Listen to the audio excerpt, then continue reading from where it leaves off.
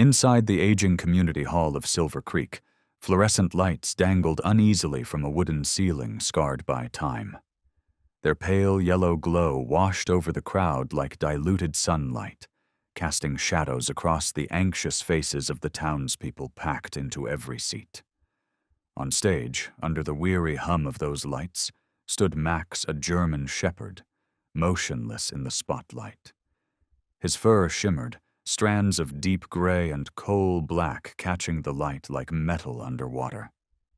He did not bark. He did not whimper. He simply stood tall, head held high, like a soldier waiting for a command that would never come. In the third row, a tiny girl clung tightly to a chipped pink piggy bank. That was Lila Monroe, 7 years old. A faint swelling on her cheek still lingered, but she didn't flinch. Her eyes, wide and solemn, never left Max. The piggy bank cracked, faded, had been a birthday gift from her father, the last one she ever received from him. For 5 years, Lila had slipped coin after coin into its hollow belly. Her father, Officer Mark Monroe, had died during a high-risk investigation involving illegal chemicals. Since that day, Lila had not spoken a single word to anyone. Except Max. Adults called it selective mutism. Vivian, her mother, called it what it truly was, a wound rotting quietly from the inside out. Starting at $2,000. The auctioneer's voice cracked like a gavel striking the floorboards. $3,000! Shouted a man from the front row, paddle raised high. $4,000! Echoed another from the back. Vivian gripped her daughter's shoulders. Her arm trembled. Her hair was disheveled, her eyes bruised with exhaustion. A long, ugly bruise ran from her cheekbone to her ear, a souvenir from the night before. Dean, her current husband, hated when she cried about Max. Hated even more when Lila sat silent beside the dog, refusing to call him Dad. That mutt should have been sold off years ago, Dean had growled that morning, eyes never lifting from his phone. You keep him around, and she'll never grow up. Vivian hadn't answered. She had just pressed ice to her face and whispered to herself, Lila doesn't need to grow up. Lila just needs to survive. Up on stage, Max scanned the hall slowly. His eyes drifted across the rows until they met hers, Lila's. And then his body stilled. His ears rose, his tail lowered, and a soft, almost inaudible whine escaped his throat. Only Lila could hear it. 7,000, someone shouted from across the room, cutting through the rising tension. Lila looked up. Her tiny heart pounded against her ribs. The numbers were climbing, drifting farther and farther from her reach. She lowered her head. Her fingers fumbled at the bottom of the piggy bank, prying open the rubber stopper. Coins clinked into her palm, a chaotic chorus of desperate hope. Her small hands, slick with sweat, trembled as she clutched every cent she had. Beside her, Vivian knelt down. Her eyes shimmered with tears. You don't have to do this, she whispered, her voice barely holding together. Sweetheart, you don't have to. But Lila shook her head. Her lips pressed tightly together. She didn't say a word. Only her hands were speaking, laying out the coins on her lap one by one, carefully counting them again. Like each coin was a promise, like each cent was holding together the last thread of something sacred. The auctioneer's gavel struck again. 10,000, 12,500, 15,000. Each bang landed like a blade across her chest, chipping away at what little hope she had left. Max was no longer. Still. His front paw crept forward, just a step. The handler jerked the leash hard, trying to keep him in place, but Max let out a low growl, not loud, not angry. It was a warning, a quiet message that meant, do not hold me back. Inside Lila's heart, there was only one thought now.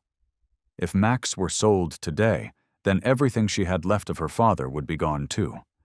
Gone forever. Suddenly, a voice cut through the room. 20,000 from bidder number 12. Who will go higher? Lila froze. Her hands stopped. Her eyes widened.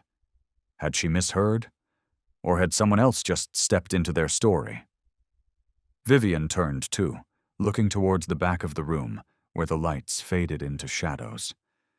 And there, in that dusky corner, stood a man, middle-aged, wearing an old leather jacket, gray streaks brushing his temples, one hand resting calmly on a bidding paddle, his face unreadable, cold and still, like the surface of a frozen lake.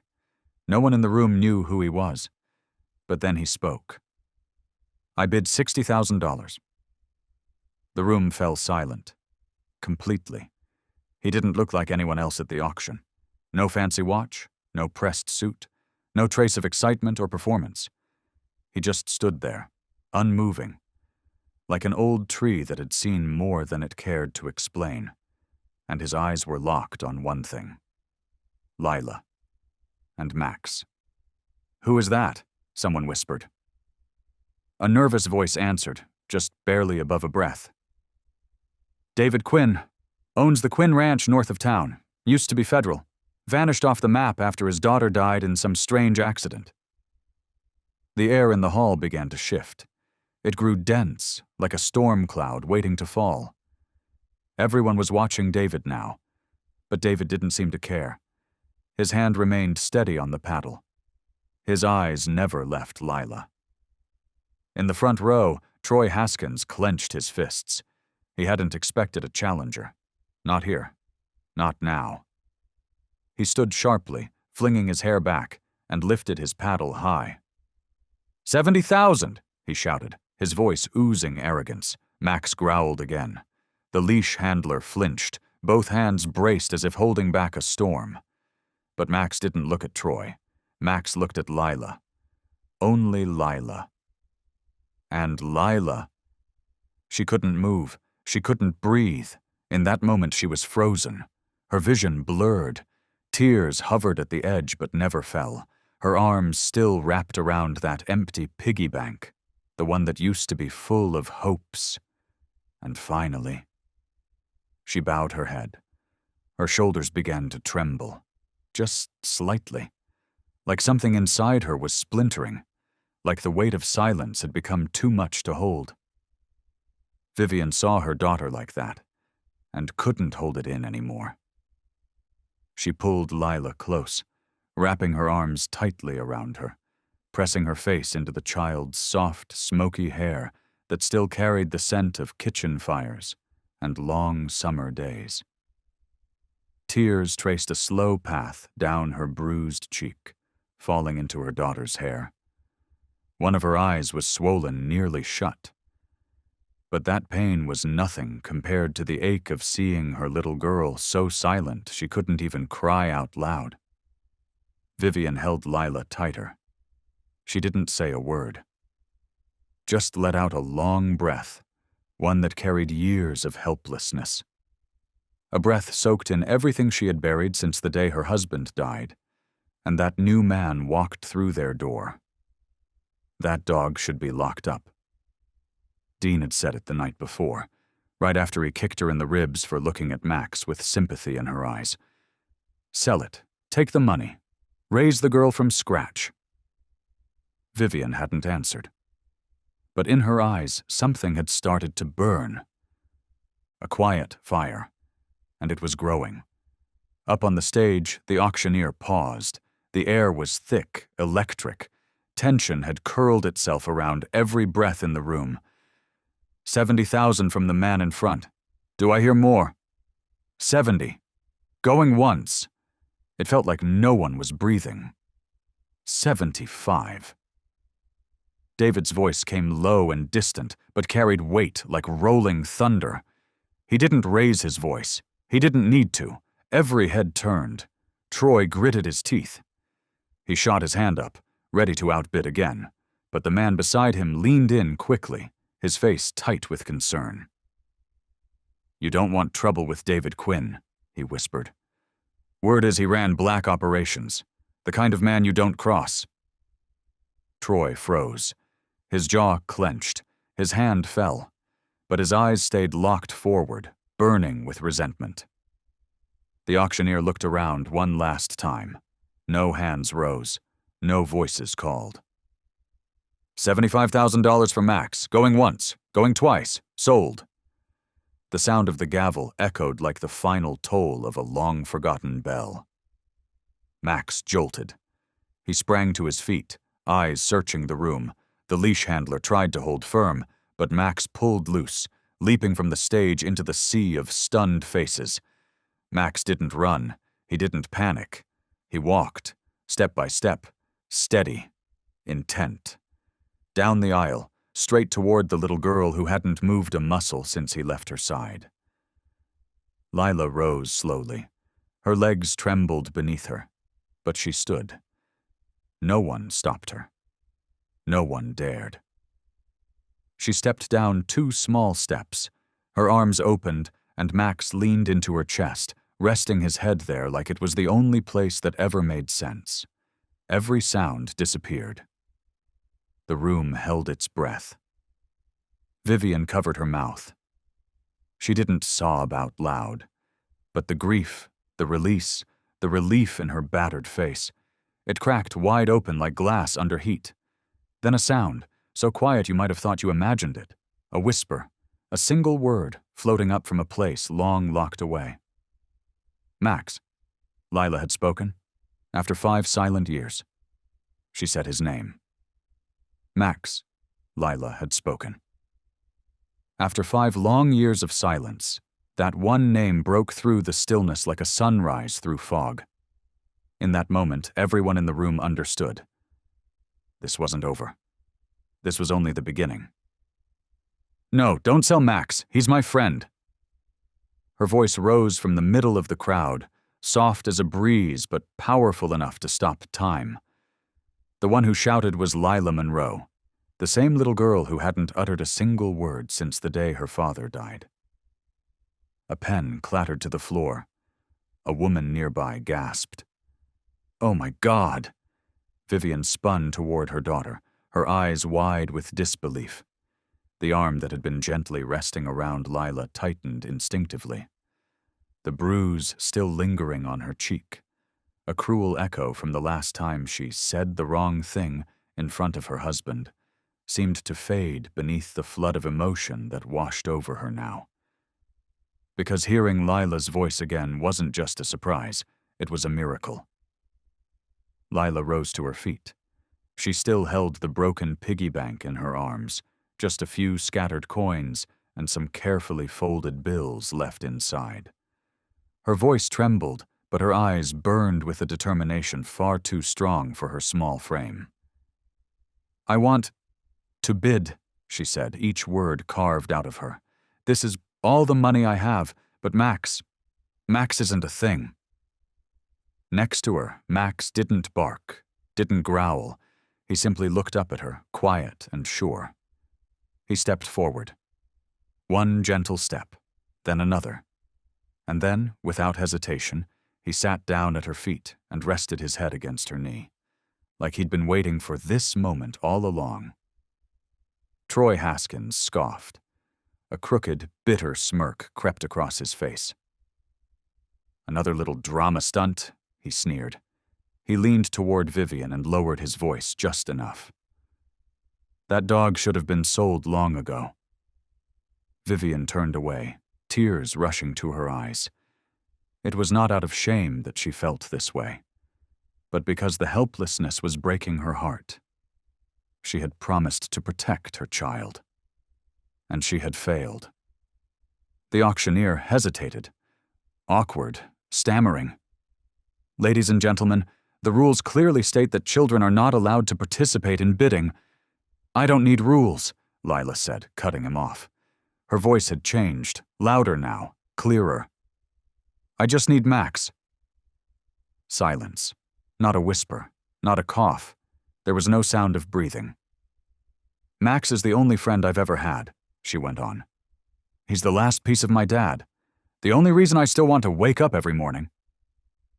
Then, without a word, She bent down, set the piggy bank on the floor, and with a soft, trembling motion, crack.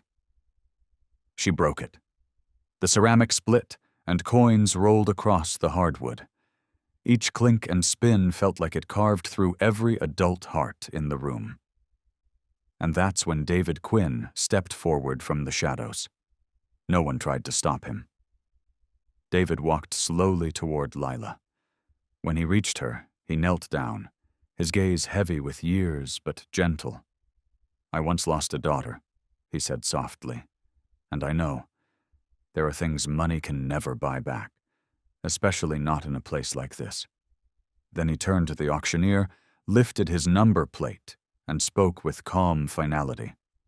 "My last offer, $80,000. The auctioneer's hand trembled on the gavel. $80,000. Do I hear more? Going once, going twice, sold."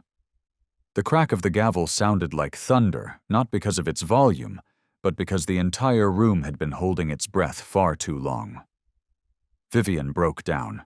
She rushed forward and wrapped her arms around her daughter, pulling Max into the embrace. Lila said nothing. She just rested her head on her mother's shoulder, her tears soaking into Vivian's hair.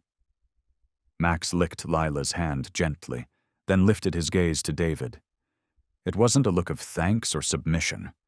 It was deeper, steadier. As if Max understood completely that this was not the end. This was the beginning of something far bigger. Because as the doors of the auction hall slowly closed behind them, somewhere beyond that silence, the same forces that had taken Lila's father were still watching.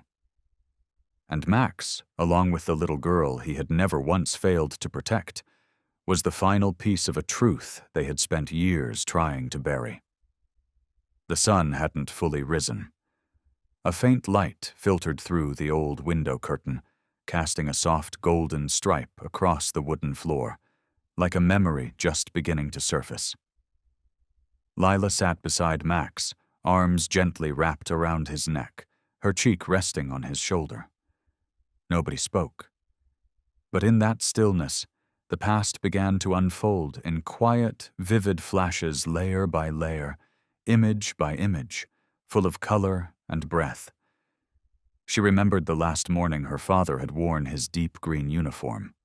The kitchen had smelled like coffee.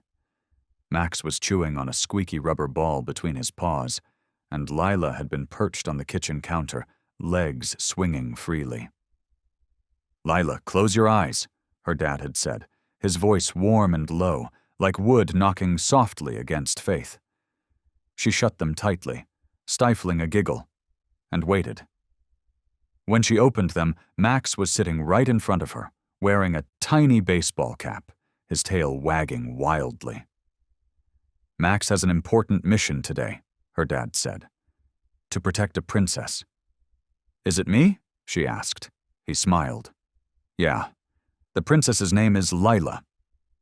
Max gave a quiet little bark, as if to say he understood his orders. Lila had laughed then, bright and full. That was the last time she heard her own laughter. That night, her father left the house with Max. No cap, no jokes, no whistles. Just one hurried sentence as he closed the door. "Keep Max close, Lila. If anything happens, you have to listen to him. Promise me." She nodded, too fast to ask, "Happens? What do you mean?" But Colton was already gone. Lila had nodded that night. She hadn't had the chance to ask, "What do you mean by something happening?" before Colton disappeared into the dark. That night stretched on forever. And the next morning, only Max came back. But not like before. Max didn't run. He didn't leap into her arms. He didn't wag his tail. He walked. Slowly. Painfully. Each step down the hallway dragged behind the last. His coat was soaked in blood. One leg dragged behind him, limp. And in his eyes, something broken, as if he'd seen the edge of a world no one should ever look into. Lila remembered sinking to the floor, knees on the carpet, hands trembling as she reached out and touched the wound along Max's side. But Max didn't cry. Max just licked her hand softly, slowly, and deliberately, like he was apologizing. Like he was trying to say, "Dad's not coming back." The grown-ups told her Colton had died in the line of duty. They said it was an accident during a pursuit. They said he was a hero. But no one ever said who he was chasing, or why it had to be that night, or how Max got hurt, or why everything needed to be kept quiet. And from that day on, Lila stopped speaking. Not out of anger, not even fear, but because there was no one left to listen. No one but Max. Now, as the early morning light spilled across Max's back, Lila ran her fingers gently down his spine over every scar, every memory. Max didn't move. He just leaned a little closer, his eyes barely open, as if dreaming of a quiet field somewhere, a place where Colton was still waiting. Dad said, "Max always finds what's been lost," Lila whispered. Max slowly lifted his head. No bark, no sudden shift. Just a soft nudge of his nose into the palm of her hand, a gesture so familiar, so old, it felt like childhood itself. Lila smiled, a small, quiet smile. And he was right. The house had gone still, but the night had not. In the dim kitchen, Dean Monroe sat rigid in a wooden chair by the back door, as if he could feel eyes watching through the walls. His knee bounced faintly. The warm glow from the overhead light cast long shadows across his face, revealing a sheen of unease. Outside, the wind slipped through the old fence, creaking with every gust, each sound like a knock at the door of something he couldn't name. Then the phone in his hand buzzed. No number showed. Dean glanced toward the stairs, where Vivian and Lila were sleeping. He answered, his voice low and steady. "Hello?" A man's voice came through, calm and clear, with no need for introductions. "I'm not calling to ask for permission. I'm calling to remind you. Time's almost up. That dog needs to disappear from this town." Dean didn't answer. His throat tightened. He stared down at his hand, the bruise still faint from the last time he'd tried to discipline Max. But it wasn't from a bite. Max hadn't laid a paw on him. It was the look Max gave him. That same look Colton used to give. A look that had haunted Dean's sleep every night since. The voice on the other end pressed on. "We paid you to do your part. Remember, Vivian and the girl, they're both fragile." Cold. So cold it shattered the fragile warmth that had barely begun to settle after the auction. Dean hung up. He slammed the phone on the table and reached for a bottle of whiskey, pouring himself a glass. The burn down his throat was sharp enough to make him feel alive again, if only for a second. Moments later, soft footsteps came down the stairs. "You're still up?" Vivian's voice came gently from behind him. Dean turned quickly, masking the flicker of panic with a stiff smile. "Just thinking, that's all." Vivian stepped closer, her long hair draped down her shoulder, catching the faint kitchen light. There was still a fading bruise on her cheek, a ghost of an old rage, but her eyes held no fear now, just the heavy, lingering weight of exhaustion. "Lila didn't eat tonight," Vivian murmured. "She sat with Max all afternoon, didn't say a word. But the way she looked at him..." Her voice caught. She rested her hand on the table, grounding herself. "Dean, if there's something going on, if anything you've done might hurt Lila, I need to know." Dean froze. For a moment, just one flickering moment, he wanted to spill everything. To tell her about the man who'd approached him before the auction. James Hammond. To confess that Hammond wanted Max gone, not sold. Because that dog had seen something. Knew something Hammond needed buried. To admit that he, Dean Monroe, had taken the money. Had promised to convince Vivian to give Max up. But instead of truth, Dean gave her silence. A shake of the head. I'm just tired." Vivian studied him for a long moment. Her eyes said she didn't believe him. But she said nothing. She turned and walked away, quietly. That night, Dean stepped outside into the backyard. He lit a cigarette and leaned against the warped wooden wall, watching the smoke curl toward the stars. Max lay curled up next to Lila under the porch roof, his head resting on her legs. No sound, no growl, no bark. But when Dean stepped down onto the grass, Max's eyes opened. It wasn't a threatening stare like people often feared from working dogs. It was just a stare, steady, unblinking, not angry, not afraid. Dean took a long breath and looked down at Max. "You think I'm the villain in this story, don't you?" Max didn't move, but one ear tilted slightly, as if listening with something deeper than instinct. Dean stepped closer, now barely a meter away from the dog.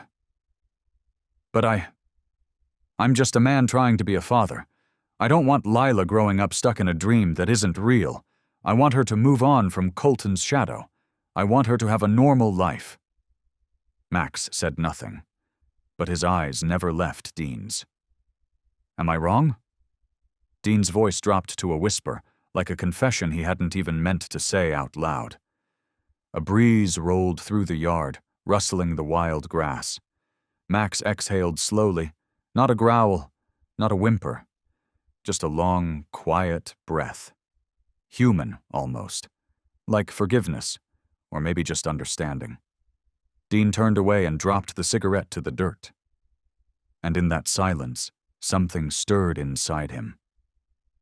Not fear of Hammond, but fear of something far more fragile.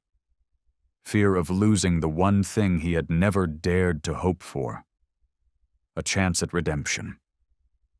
The next morning, sunlight filtered through the cream-colored curtains and painted soft golden stripes across the weathered wooden floor.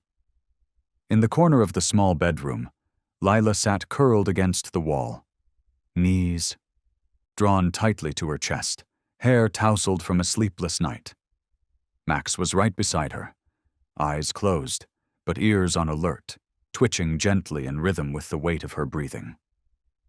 The silence wasn't empty. It wasn't awkward. It had shape, it had memory, it had meaning only Max and Lila could understand. It had been 5 years since Lila last spoke. 5 long years since she uttered her final word. And Max had been the only one there to hear it. Maybe that's why anyone trying to separate them wasn't just threatening a bond, they were threatening the fragile shell of existence Lila was still clinging to. That morning, the sun brushed across Lila's tangled hair like strands of pale gold. She didn't move. Max stayed pressed against her side, his warm body curled to fit the small curve of hers at the edge of the bed. No alarm clock. No voice calling from the hallway. Just the soft rhythm of a guardian's breath and the gaze of a creature who had never once turned away. Lila knew her mother was worried. She knew Dean, who she refused to call Dad, was hiding something too. But Lila didn't ask. She didn't speak. She never spoke to anyone. Except Max. Vivian opened the door quietly, holding a warm cup of milk in her hands. But when her eyes fell on her daughter's familiar, curled-up shape, her heart ached all over again. "Oh, honey," Vivian whispered as she placed the warm cup of milk on the bedside table. She didn't expect a response.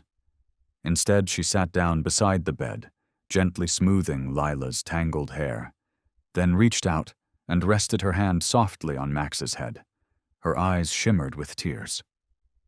Max opened his eyes, met Vivian's gaze for a long, quiet moment, then turned his head to look at Lila. No one spoke, but something inside Lila stirred, something deep and burning. It wasn't fear, it wasn't sadness, it was anger.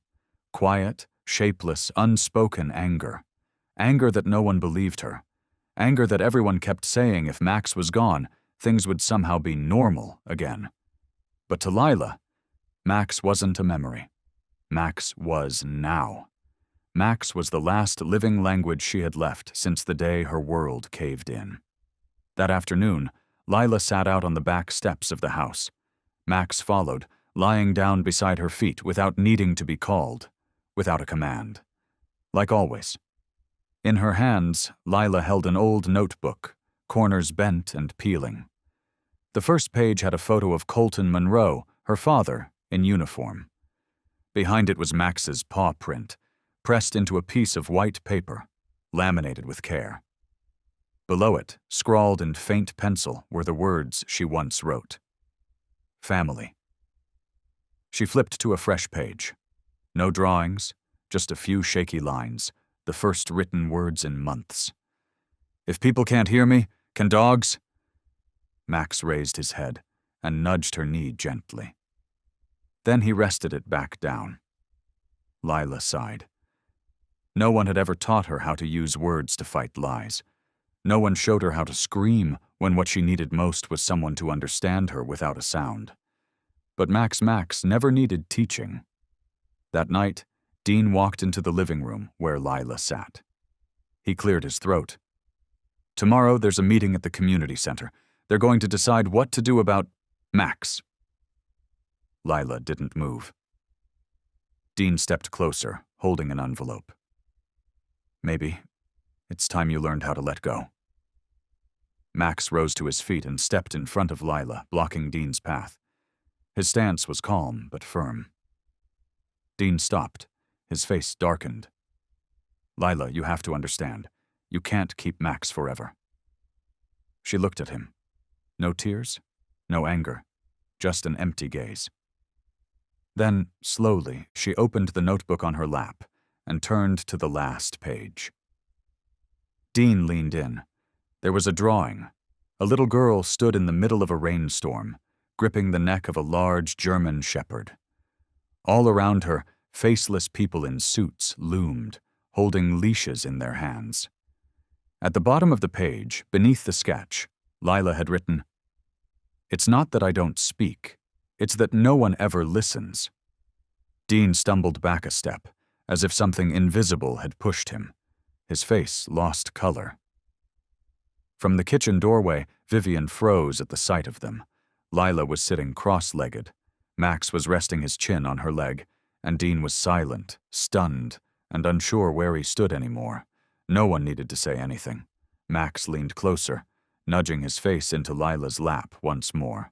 That night, when all the lights in the house had gone dark, Vivian stayed out on the back porch long after the others had fallen asleep. She watched her daughter curled up with Max, both of them breathing in rhythm, as if one heart beat for two souls. Above the sound of crickets and the hush of wind brushing through the trees, Vivian whispered to the night, almost like a confession. She doesn't need words. Not if Max is still here. Afternoons in the western hills of Silver Creek had a silence all their own. No car horns, no street vendors shouting over speakers, just the wind threading through old pine trees and the soft creak of a rusted windmill blade turning somewhere in the distance. David Quinn often said this was a place to forget, or to remember. Years ago, he chose to forget. Since the day he lost Jessica, his only daughter, David had locked himself away on a quiet farm at the edge of town. He spent his days tending to old horses, trimming weeds, and rereading yesterday's newspapers. Once, they called him a top state investigator. Once, they called his daughter a fearless engineer who exposed a pharmaceutical scandal. Now they called him nothing. Just a quiet man with eyes that always seemed to be listening to ghosts. He had once sworn off everything, tossed his case files into the back of a rotting drawer, swallowed sleeping pills so he wouldn't see her in his dreams anymore, her voice trembling, the bruises on her neck dismissed as workplace injury in the autopsy. But one afternoon, driving past the Silver Creek Community Center on his way to pick up feed, David slowed when he saw a crowd outside. He didn't know why he parked, didn't know why he got out of the truck. From the edge of the sidewalk, he heard the loudspeaker announce, Next up, K9 Max, 7 years old, retired. Trained in chemical detection, formerly assigned to a cross-state narcotics investigation. David's chest tightened. On the stage stood Max, a German shepherd, body tense, ears high, chained by a handler. Max wasn't looking at the audience. Max was scanning the crowd, searching. David's breath caught. He knew this dog, not directly, but through letters, through voice memos Jessica used to send, the ones he deleted, the ones he burned. "Dad, I'm working with this incredible dog named Max. He's got this instinct for chemicals Meridian's trying to move quietly. If something ever happens to me, you have to find Max." Those words, those warnings, he had dismissed them all. And now, here Max was, and just below the stage, David saw a little girl clutching a chipped pink piggy bank, eyes shimmering with tears. He turned to someone beside him and asked, his voice low and rough, "Who's that girl?" Lila Monroe. Her father was an officer who died during an operation. Max was his partner. Word is the girl hasn't spoken to anyone since he passed. No one but Max. David turned away. On the drive home, the wind lashed against the sides of the pickup like it was trying to rip open scars long scabbed over. He didn't say a word. But that night, David sat alone in the old storage shed, the one where he'd buried all his past, and began pulling out the dusty case files. His hands trembled as he opened them, page by page, like peeling back pieces of himself. He hadn't been able to save Jessica, but maybe, just maybe, he could save what she left behind. A few days later, David quietly reached out to the auction committee. He used a name they hadn't heard in years. David Quinn. Most people thought he showed up at the auction out of pride. Maybe to flex his wealth, or just another eccentric old man craving attention. But no one knew the truth. David hadn't come to bid on a dog. He'd come to buy back the last living piece of his daughter's truth. Max wasn't just Lila's dog. Max was the final link in the investigation Jessica died trying to finish. And if Max ever fell into the hands of James Hammond, the new director of Meridian, everything would be wiped clean. David knew that. Hammond knew it too, and maybe, just maybe, Max knew as well. That night, sleep never came. Snow began to fall in fine, whispering threads outside his window. And in David's mind, Max sat calmly in the shadows of the storage shed, beside a stack of unopened evidence files that had never seen the light of justice. As usual, the late afternoon brought a gentle hush to the western hills of Silver Creek. The sky glowed gold as sunlight sifted through thinning clouds, brushing across the tall grass like a slow hand. Leaves shivered in the breeze. And beneath the broad shadow of an old maple, David waited, his fingers wrapped around a mug of steaming coffee, eyes fixed on the dirt road where Vivian's car had just come to a stop. Vivian stepped out slowly. She looked thinner than he remembered. Her cheek still bore the fading bruise from Dean's latest outburst, but this time, she didn't lower her head. She wasn't the same woman who once endured in silence. Today, Vivian moved like a mother with nothing left to lose. David stood, straightened his coat, and extended his hand gently. "Thank you for coming," he said, voice low and cautious, like someone speaking while balancing on the edge between truth and heartbreak. They sat across from each other at a weathered wooden table beneath the tree. Silence hung between them, heavy and respectful. No one dared break it too soon. "Were you really a federal investigator?" Vivian asked finally, her eyes narrowing, testing the ground beneath her feet. David nodded once. "I was a father first. Jessica, my daughter, she worked in Meridian's research division. 3 weeks after she filed a whistleblower complaint, she died in a car crash. No investigation. No answers. Vivian swallowed hard. I'm so sorry. David didn't respond right away. Instead, he quietly reached into his coat and pulled out a thin file folder. He set it gently on the table between them. Jessica left these notes behind, he said softly. Max was on Colton's K-9 team back then. He once picked up traces of an illegal chemical compound during a patrol. We believe that was the turning point. Vivian froze. The name of her husband, Colton, opened a flood of memories she had tried to lock away. The blood-stained uniform, the final message. The funeral was without ceremony or music. And now that name was back, not as closure, but as a missing link between two deaths still buried in silence. David lowered his voice. I know Max is the last piece connecting Lila to her father, but Max is also the last clue that connects me to my daughter. Vivian clenched her hands. The wind picked up, rustling dry leaves across the stone path like whispers of unfinished stories. So, the reason you bought Max was for the case? Her voice trembled at the edges. David didn't answer right away. He raised his eyes to meet hers, tired, haunted eyes that still held a flicker of something raw and human. I told the board I came for Lila, he said slowly. But the truth is, I've been following Max for a long time. For justice, for Jessica. But when I saw that little girl wrap her arms around Max that day, I realized some things aren't just about the truth. They're about compassion. Vivian let out a breath, shaky and uneven. Her eyes welled, not just because of David's words, but because of what they stirred in her. For a split second she could see Colton again, sitting on the porch steps, resting a hand on Max's head, smiling as he said that if anything ever happened to him, Max would speak in his place. Vivian never believed it. What dog could carry the weight of a fallen soldier's voice? But Max had done just that, not through barking or howling, but through gentle nudges, through a gaze that never judged, through presence. Lila hadn't spoken a word since Colton died.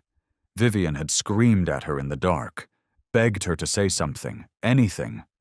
She'd cried herself empty when the doctors said there was nothing physically wrong, that it was all emotional trauma. And now, as David said aloud, what Vivian had only dared whisper in her grief, that Max was the final thread tying a little girl to the father she'd lost, the tears returned, unstoppable. David said nothing more. But beneath the silence, something old began to stir inside him. He'd told himself he came for Lila, but that wasn't the whole truth. He'd come for Max, for the notes Jessica left behind, for the questions that still clawed at the back of his mind, for the scream he'd buried in the snow 2 winters ago. But when he looked into Vivian's tearful eyes, David finally understood pain has no face. Losing a husband or losing a daughter, whether it's a piece of your flesh or a familiar voice you'll never hear again, it's all the same kind of wound, a tear in the soul that never quite closes. And in that moment, he knew. They weren't just 2 strangers drawn to Max by coincidence. They were survivors, both bearing scars that only those who've lost something irreplaceable can recognize in silence. Max had once been Jessica's voice. Now Max was the final echo of Colton's. And maybe if there was anything in this world still worth trusting, it was the quiet, 4-legged creatures who spoke for the ones we've lost in ways we're too afraid to. There are nights that don't begin with darkness. They begin with fear. And sometimes that fear doesn't come from the world outside. It comes from a door inside your own house. A door that used to feel safe. A door now trembling under the weight of something broken, something violent. The front door slammed open with a violent kick that made the walls shudder. It wasn't the wind. It was Dean. Once he'd shared a bed with Vivian. Once he'd whispered vows before a priest, swearing love and protection. But tonight, he was just a drunken man, teetering on the edge, soaked in whiskey and carrying rot behind his eyes. His coat hung half off his shoulder, his shoes dragged mud across, the tile floor. Smoke clung to him, thick and stale like something dead. Vivian didn't need to look. She already knew. The storm wasn't coming from the sky. It was already here, under her roof. Still up? Dean's voice was slurred, thick as mud. He stood in the kitchen, the glow from the fridge light casting a pale stripe across the side of Vivian's bruised face. She didn't answer. Her hand stayed wrapped around a cold cup of tea, her eyes locked on the door to Lila's room, the door behind which her daughter was sleeping, curled up with Max. "You gonna let that girl grow up clinging to that damn dog?" Dean muttered, taking a staggering step forward. "What's she even going to become like that?" Vivian rose from her chair. "Lila spoke tonight, for the first time in 5 years, and it was because of Max." Dean scoffed. "You're insane. It's a dog. You and this whole damn house are dog-cursed or something." Vivian turned to him, her eyes cold, sharp as broken glass. "If I have to choose between a dog that protects and a man who only knows how to destroy, I'll keep the dog." Dean's eyes widened. "What did you just say?" "You heard me." The air crackled between them, his hand clenched tighter around the beer can, stepping closer, lips curled into a snarl. But he froze when he saw her hand reach into the kitchen drawer. She didn't pull out a knife. She pulled out alder that was thick, weathered, and heavy with time. "This," she said, sliding it toward him across the table, "is what a real father leaves behind for his child." Dean snatched it up, flipped through the pages of photographs, signatures, and notes, and then slammed it to the floor like it burned him. "I don't care about this crap. You just can't stop digging through the past, dragging trash into this house to make yourself feel noble." Vivian knelt, picking up each page, each picture, each crumpled scrap. Her fingers smoothed every corner gently, like she was burying the last of her forgiveness one piece at a time. "And if you say one more word," she said, rising slowly, her voice cold and steady, "about my daughter, about Max, or about Colton." She stared straight at him, unmoving. "Then I swear you won't even be worthy of breathing under this roof again." There are people in this world who vanish from the system before the system can swallow them whole. Carl Redden was one of them. David Callahan parked his truck in front of a crumbling watch shop, tucked beneath the southern ridge of Silver Ridge. The windows were fogged with dust. 2 letters had long since fallen from the sign. Inside, a single dim yellow bulb hung from the ceiling, casting its tired glow on a pair of wrinkled hands carefully opening the back of an old military watch. Carl Redden didn't look up when David walked in. He didn't need to. That silhouette wasn't just some customer coming in for a battery change. Without lifting his eyes from the tiny gears, Carl asked quietly, "Who are you?" David reached into his coat pocket and pulled out a small metal badge. It was worn, edges dulled with time, but the raised logo of the K9 training unit was still visible. "This belonged to my son, Colton Callahan." Carl froze, just for a second. Then he turned, reached beneath the counter, and pulled out a faded fabric pouch. Inside were sheets of old photocopies, the ink barely legible in places. David took one and held it up. In the corner, Carl's signature. "The last time Max was formally evaluated, you signed off," David said. Carl didn't respond right away. He removed the magnifying lens from his forehead and set it aside. His clouded eyes stared at David for a long moment. Then, like a weight finally collapsing onto his chest, Carl exhaled and shook his head. "I didn't have the authority to say no," he said softly. Back then, Max had just flagged a chemical trace linked to Meridian. We didn't know Colton was following the same scent trail. His voice cracked, dropping to a fragile whisper. They forced me to sedate Max, called it a scent threshold reset protocol. Truth is, they were scrubbing his memory. Carl's hands trembled. After that, Max was transferred. No one said where, but I was the last one to see him walk out of the center. And you know what? He didn't resist. He just looked at me. And kept looking. The air inside the shop felt heavy, like it had been filled with lead. David stood in silence. Max, behind him, didn't bark, didn't move forward. He simply watched, eyes focused on the old man gasping through invisible grief. Carl opened the lowest drawer and pulled out a military green USB drive, wrapped carefully in an old plastic pouch. He placed it in David's hand. This is all I kept. Scent pattern logs, training footage they wiped from the servers. I don't know if you've got what it takes to go up against the people behind this, but whatever happens, don't let Max disappear again. David nodded and gripped Carl's hand. A thank you passed through skin, not words. As David turned to leave, Max remained where he was. Then, after a quiet beat, Max walked forward. No growl, no bite. He simply touched his nose to the back of Carl's hand, gently, like forgiving something that time alone couldn't erase. Carl lowered his head. His hand rested on Max's head. His eyes closed. A single tear rolled down his weathered cheek and dropped onto the glass face of the dusty watch he never had time to clean. Some truths never make it into the files. They live in what others tried so hard to erase. The wooden kitchen of the house by the woods had always been the warmest place in the home.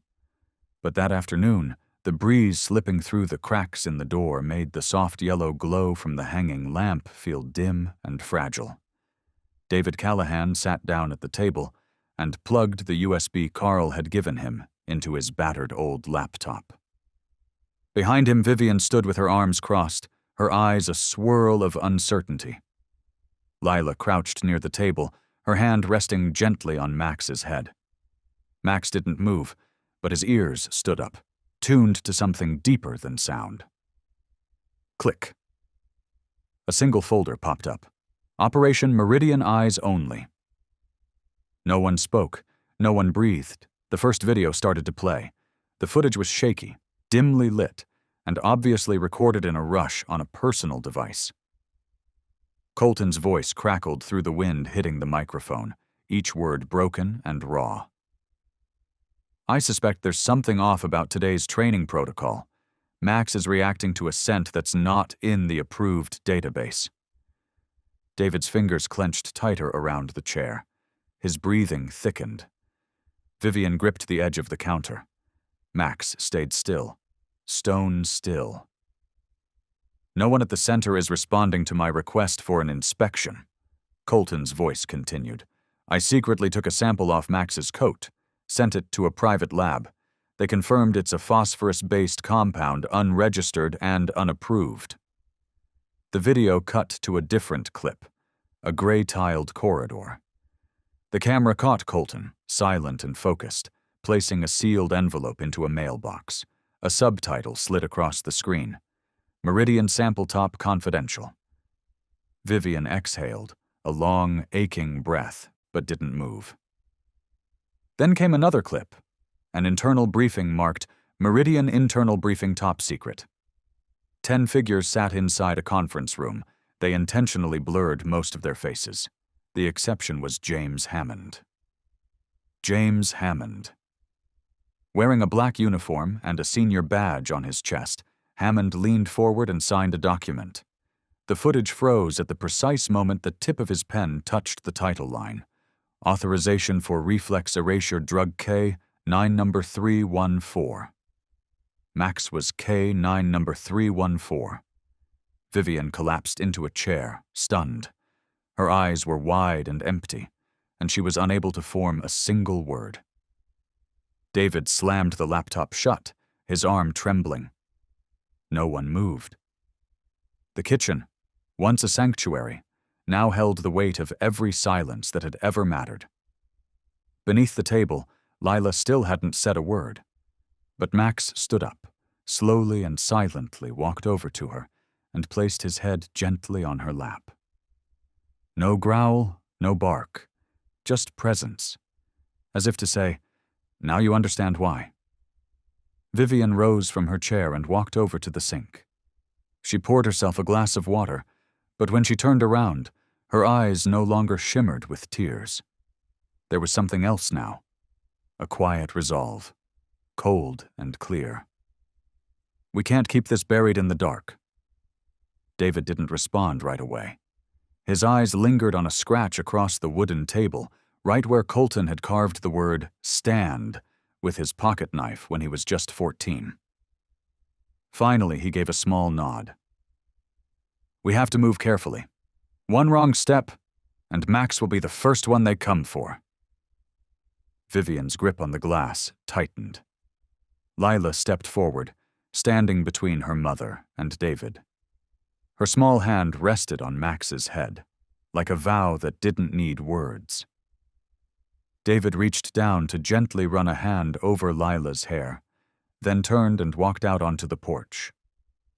The wind drifting in from the pine forest carried with it the scent of damp earth and wild grass. Colton's story, once scattered like lost fragments, was now beginning to form a sharper picture. A conspiracy. A command to inject. A dog who'd been erased, but who remembered. From the corner of the room, Max lifted his head. There was a rare flicker in his brown eyes. Max had never forgotten. There are places that aren't homes, just the places you're dragged back to by the people who once tried to forget you. That morning, Vivian opened the front door and froze. A thick envelope was sitting squarely on the porch step. No one had delivered it. No postage. Just a deep red seal stamped across crisp white paper. Southridge K-9 Training Center. Inside was a recall notice for Max. The reason? Standard post-deployment medical evaluation. Vivian frowned. David read only the first few lines before setting the letter down with a weighted voice. This isn't a checkup. This is their last legal play to take Max out. The air inside the house thickened like fog rolling in before a storm. Everyone understood. If they ignored the order, the family could be charged with unlawfully harboring an active duty K-9. But if they complied, it might be the last time they ever saw Max come back whole. Vivian paced the kitchen, wringing her hands. There's got to be a way to stall this. Some regulation, some clause we can use. David shook his head slowly. They wrote the rules, and they know how to bend every one of them.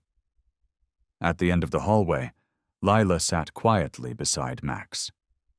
She leaned her forehead against his, her eyes sunken with something deeper than fear. Then her voice rose soft, almost a whisper, but clear enough to stop everyone in their tracks. Max isn't afraid, so we don't get to be either. The next morning, they brought Max back to Southridge. The heavy metal gates creaked open like jaws ready to swallow every memory whole. Max stepped forward slowly, but halfway down the corridor, he stopped. His whole body tensed. A low growl rumbled from his throat, not a bark, not a warning, a reflex of survival. A young technician in a white coat approached, holding a silver syringe in his hand. He crouched beside Max, muttering as he prepared to inject it into the back of Max's neck. It's just a routine checkup shot. David stepped forward, his voice like ice. I want to see that vial. You don't have authority here. That's my son's dog. I have every right. The air tightened around them like a noose. But before the argument could escalate, Max sprang to life, his body twisted with instinct, and in one sudden move, he lunged at the technician's arm. Snap! The syringe flew to the floor. The thin glass cracked, spilling pale blue liquid that bubbled and hissed like acid. The tile where it landed immediately darkened, corroding right before their eyes. For a moment, no one moved. The silence felt lethal. David's voice exploded down the hallway. "This isn't medical. Who ordered this? Who signed off on this?" Vivian rushed to Max's side, wrapping her arms around him. A security guard tried to hold her back, but Lila had already raised her phone. Her hands didn't shake. She hit record. That afternoon, the footage went live. Within 8 hours, it had over 3 million views. The comment section burned with outrage. "What kind of drug eats through tile? This isn't a checkup. This is an execution. Is Max a retired service dog or a witness they want to silence?" Overnight, Max went from forgotten canine to national outcry. No one called him just a dog anymore. People understood. Max carried fragments of truth in his bones, pieces of a fallen soldier who died chasing something bigger than himself. And now Max wasn't just a dog on borrowed time, he was a living witness that the system couldn't erase. As the video spread, Southridge Training Center went into full PR crisis mode. Press conferences, public statements, and internal investigations ensued. Some called it a mistake, others weren't so sure. The questions grew sharper, the silence from authorities grew louder. Then came an anonymous email. It landed in Vivian's inbox in the middle of the night. No subject line, no sender name, just a single line of text. "This is what they don't want you to see." Vivian hesitated before clicking play. The video began with shaky footage, the lighting dim and flickering, but just clear enough to reveal the inside of an old training room at Southridge. Max was strapped tightly to a steel frame. His eyes were wide open, ears alert, every muscle locked in fear. 3 men in white lab coats surrounded the frame. A gruff, clipped voice echoed through the hum of a ventilation fan. One of them, clearly James Hammond, pointed to a dark-colored vial on a metal tray. "Stronger dose. This one's special. We need to be sure it doesn't react to any scent markers tied to Meridian." David jolted upright. Vivian held her breath. The entire room went still. One of the technicians stepped toward Max, syringe in hand. Max growled, low and furious. The sound boomed through the ceiling speakers like a thunderclap. Then, with a sudden twist, Max bit through the strap at his paw. One leg broke free. His knee scraped violently against the steel frame, claws screeching. The syringe hit the floor. The vial shattered. The liquid splashed out, bubbling and hissing, eating through the tile beneath. A jagged black burn mark spread beneath Max's feet. Hammond turned to the ceiling camera and snapped, "Cut the surveillance feed." None of this gets recorded. The clip cut to black. The room was silent, except for the wind whistling past the windows. David rose to his feet, his eyes locked on the screen. He opened a drawer, pulled out 3 external hard drives, and plugged them in one by one. "We can't lose this footage, not again." Vivian gripped her hands together tightly, her eyes moving from David to Max, who had quietly stepped up to the screen. Max touched his nose to the frozen image of himself on the monitor, the version of him that had been tied down, silenced, and tortured. But Max didn't growl, didn't bark. Max turned, walked over to Lila, and gently rested his chin on her leg. Lila, who had been still and silent through it all, didn't look away. Vivian placed her hand on her daughter's shoulder. Her voice cracked with quiet fury and years of buried grief. "They're not just trying to erase Max. They're trying to erase everything he remembers, everything Colton died for." David plugged in the final drive. Each file transfer felt like a heartbeat, each click a defiance. Memory by memory, justice that had been buried was now being preserved. Outside, the headlights of an unmarked SUV flared through the window. It stopped 3 houses down, no license plates. But no one flinched. Not Vivian. Not David. Not Max. Lila leaned in close and whispered to Max. Her voice was low but steady. They think Max is just a dog, but Max knows the truth, and this time I won't let anyone take him away. Max didn't move.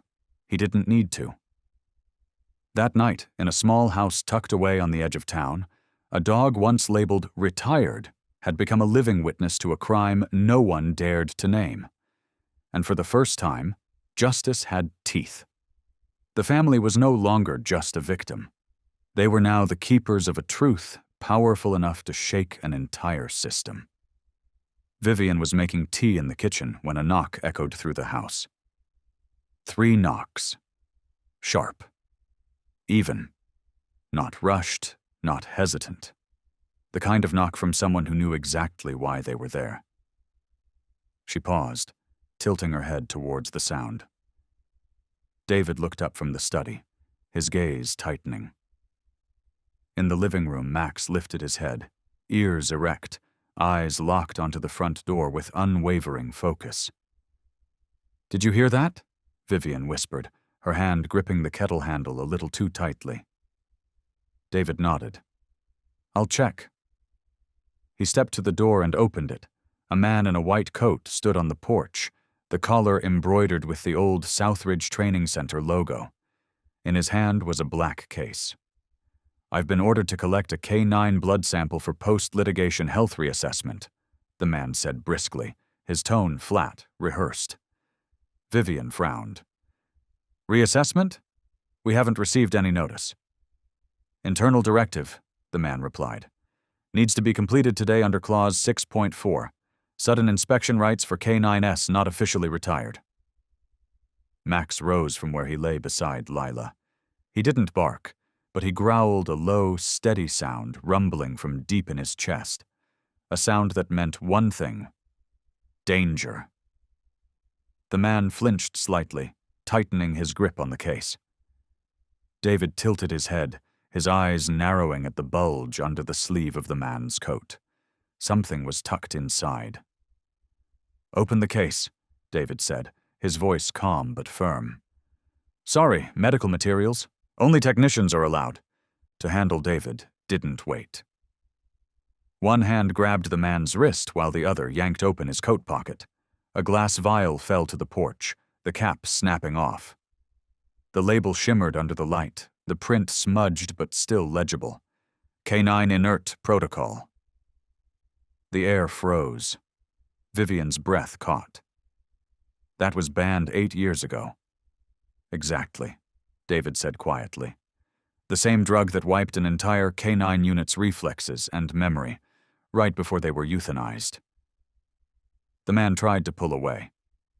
Max growled louder now, stepping in front of Vivian and Lila.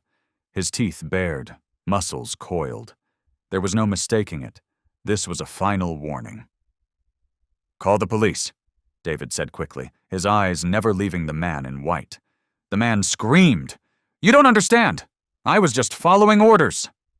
"Whose orders?" David snapped, his voice like a blade. "The center's. They're afraid Max will remember the Meridian scent and bring the whole network down." During the struggle, a neighbor across the street had been filming everything. The video showed Max growling, David pulling open the technician's lab coat, and a vial crashing onto the wooden porch.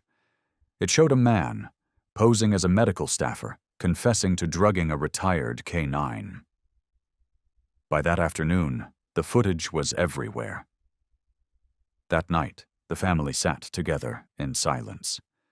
News channels replayed the video over and over.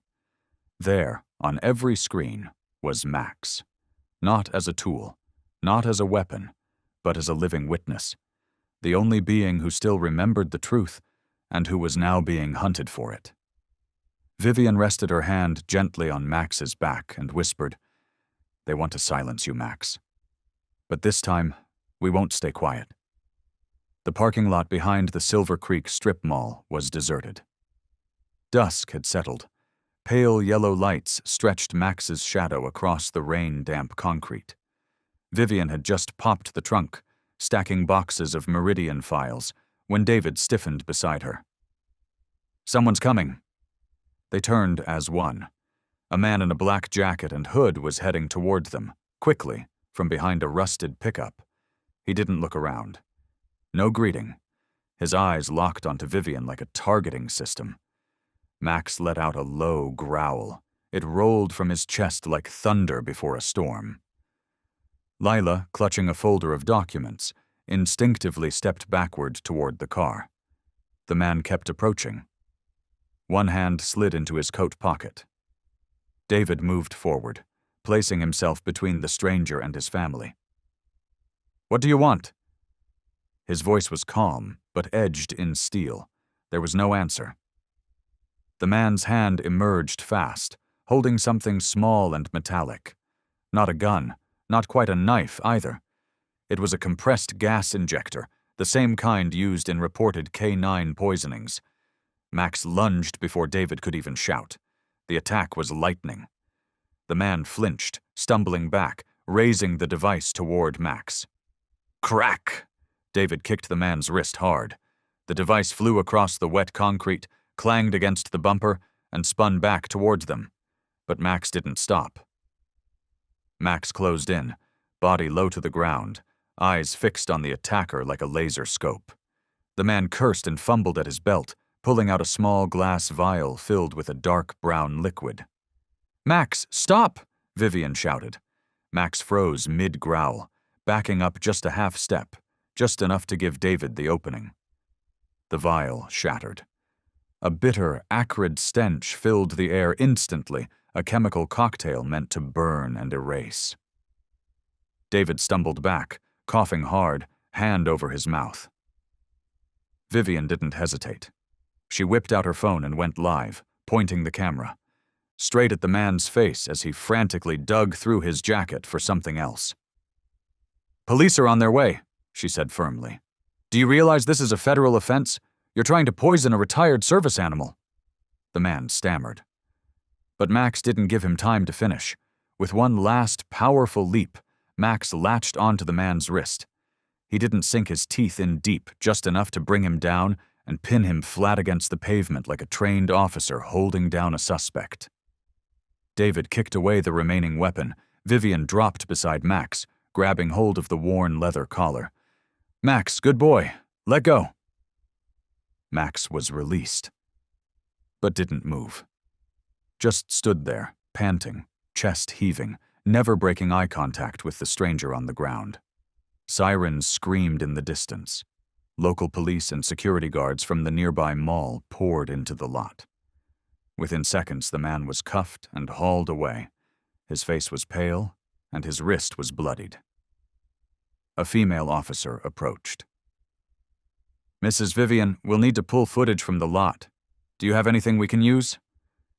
Vivian nodded. "Southwest corner cameras got full coverage. I want the unedited footage. It'll show Max detecting the threat and that man pulling a banned chemical compound." The officer looked toward Max, who was now lying beside Lila, his head resting on her lap, his eyes still alert. A quiet smile crept across the woman's face. "I used to train canines," she said softly. "That dog knows exactly what he's doing." David nodded, his voice low but firm. "Max doesn't just remember with his brain. Max remembers with his heart." Vivian tightened her grip around her daughter, her voice thick with emotion. "But the system, it wants to erase that memory." The police cruiser disappeared into the darkness. Inside it, the attacker kept glancing back toward Max, as if he still couldn't believe a dog had unraveled an entire conspiracy. Max let out a quiet whine. Not from pain, but from something deeper, from knowing the fight wasn't over. In the back seat, Max lay on his side, his back pressed gently against the floor mat. His front leg was wrapped in a soft bandage after that rough scuffle in the parking lot. But it wasn't the injury keeping Max awake. Lila sat curled beside him, one hand slowly stroking his back. Max rested his heavy head in her lap, warm, solid, and constant. His ears twitched occasionally at the sound of wind slipping through the window seams, or Vivian whispering something to David in the front seat. "Do you think Max is okay?" Lila asked softly. David glanced at the rearview mirror. "Max is okay. He's just remembering." Lila didn't answer. Her hand kept moving, not to soothe Max, but to steady herself. Because she knew the real fear isn't what you can see. It's what you feel and can't explain. That night, no one in the house truly slept. The evidence they'd collected, from the parking lot footage to the officer's testimony to the vial of banned chemicals, was copied and backed up in multiple places. David sent encrypted drives to 3 separate attorneys. Vivian printed every document, sealing them into fireproof folders, then locking them inside a steel safe bolted beneath the floorboards. Max lay near the window, where moonlight filtered through the thin curtains, casting a silver glow on his dark fur. His eyes didn't close fully, just a soft squint. He appeared to be in a state of anticipation. Outside, the wind stirred. The back door gave a faint creak. Max rose. No barking, no sound, just a silent shift, slow and steady, as Max padded. Onto the porch. Vivian looked up from the paperwork and followed. Max moved carefully, not because he was hurt, but because he was aware. Every step was measured, like a soldier trained to read silence as clearly as noise. The next morning, they were mid-breakfast when the soft chime of an email notification echoed from the living room computer. Lila got up and clicked it open. A short video began to play, sent from an anonymous address. No name, no message, just a single line in the subject field. "This is the missing piece of the story." The video opened on a grainy frame inside a worn-down training room with walls yellowed with age and lighting dim and uneven, but unmistakably the interior of Southridge. The camera slowly panned to a steel cage marked with black stenciled letters, K951. Max. But the Max in the clip looked different. No collar, no name tag. His fur was dirty and matted. His eyes were dull and vacant, but not empty. There was still something left, something flickering, like the last ember in a dying fire. A voice spoke behind the camera. Cold. Clinical. Meridian Experiment Phase 3. Emotional dissociation via olfactory disruption. A hand came into view, holding a small vial of amber-colored liquid. The contents were poured onto a piece of cloth, then brought close to Max's muzzle. Max flinched, recoiling in panic. His entire body tensed, trembled. Then suddenly Max growled. For the first time in the entire footage, Max sprang up. He slammed into the steel bars with a jarring crash, snarling, thrashing, as if something precious had just been torn from him. The video shook violently. Someone screamed. And then the final shot. Max, blood dripping from one paw, stood upright in front of the cage door, not broken, not backing down. The footage ended. The screen faded to black. Silence filled the room. Vivian placed a hand gently on David's shoulder. He didn't say a word. His eyes were locked on Max. Lila leaned down, resting her palm against Max's neck, whispering into the thick fur. Max didn't forget anything. No drug could ever make Max forget who he is. Vivian nodded slowly. They thought they could turn Max into something hollow, but Max is a memory. Max is living proof. David clutched the freshly printed documents from the video. This lawsuit, it's not just about Max anymore. This is a case for justice.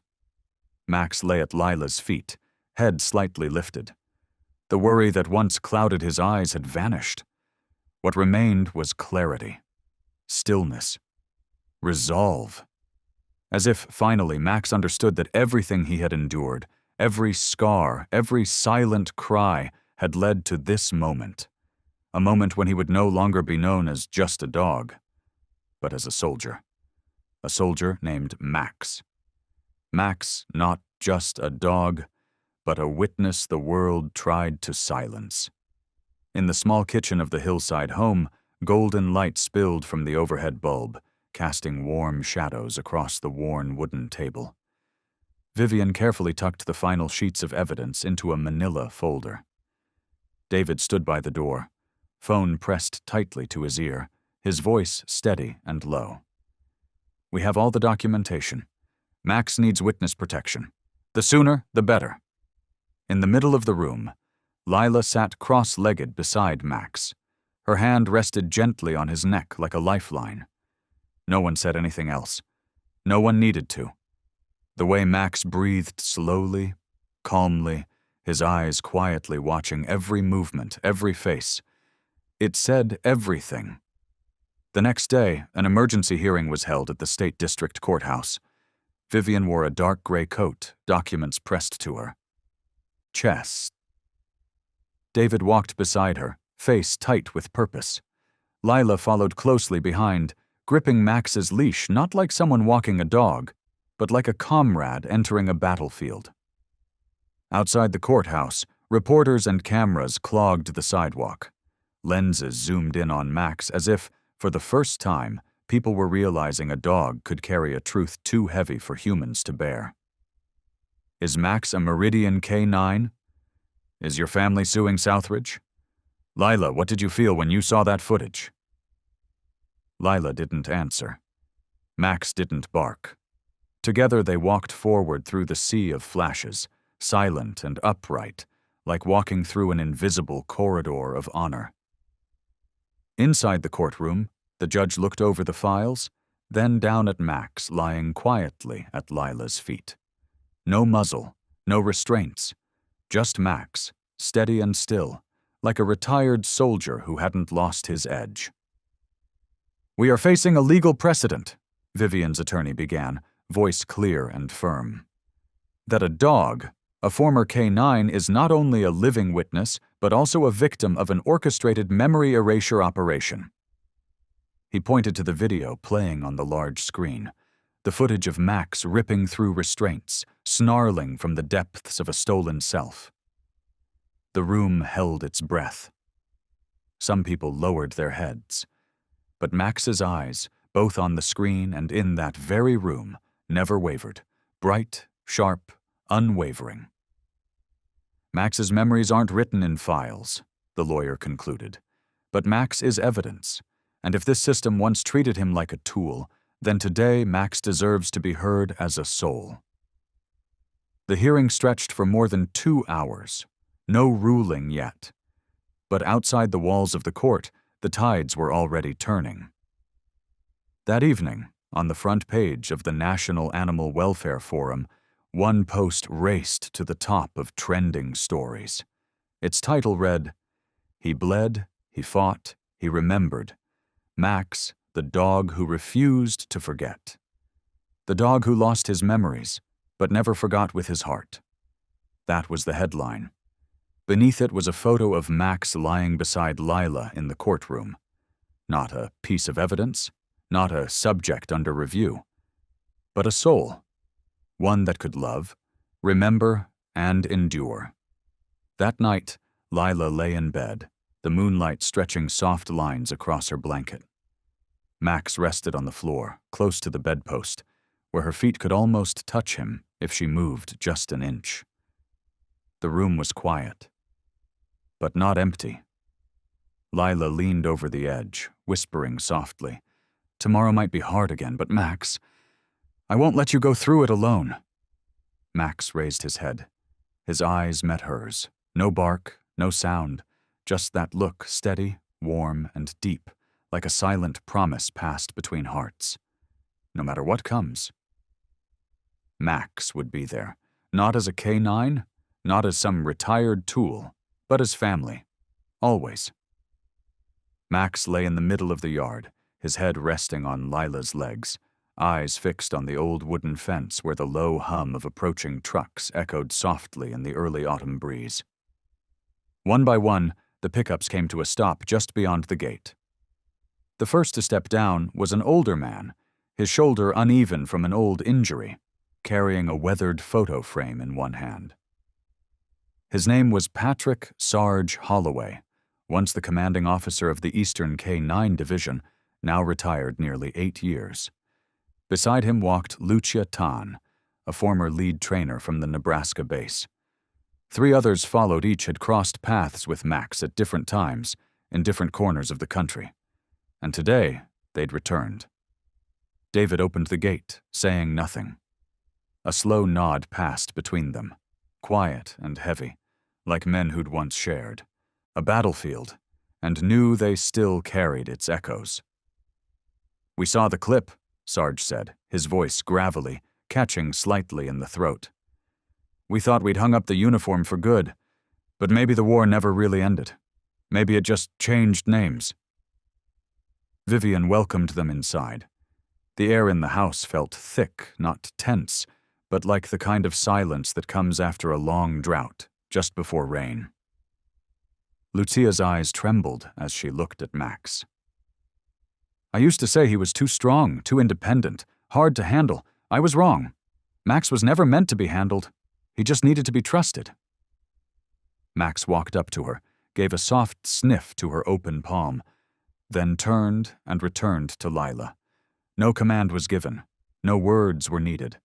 Max knew. Family had come home.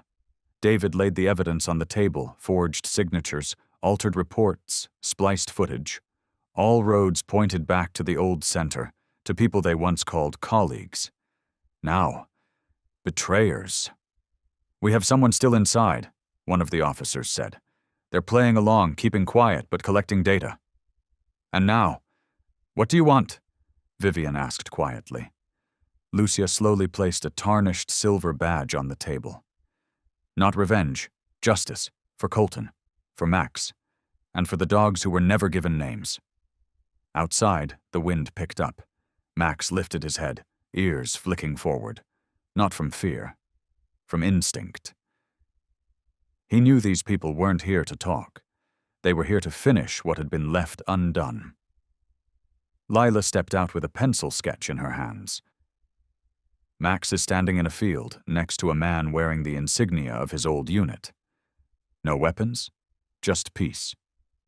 "You're Max's family, and if you've ever walked beside him, then you're family to me too," she said softly. No one responded right away. But in that stillness, something changed. It wasn't just a lawsuit anymore. It wasn't a secret buried in old files.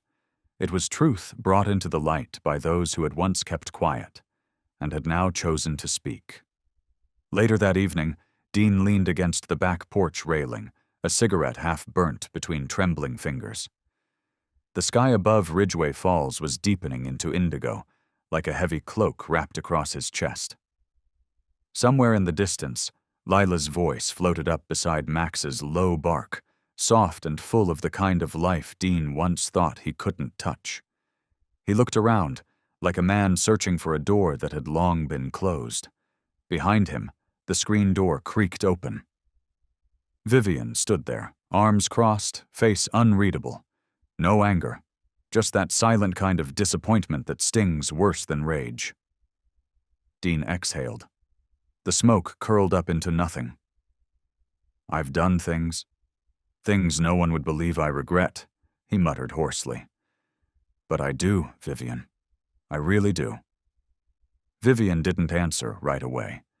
She walked up beside him, not too close. "Regret isn't something you say out loud.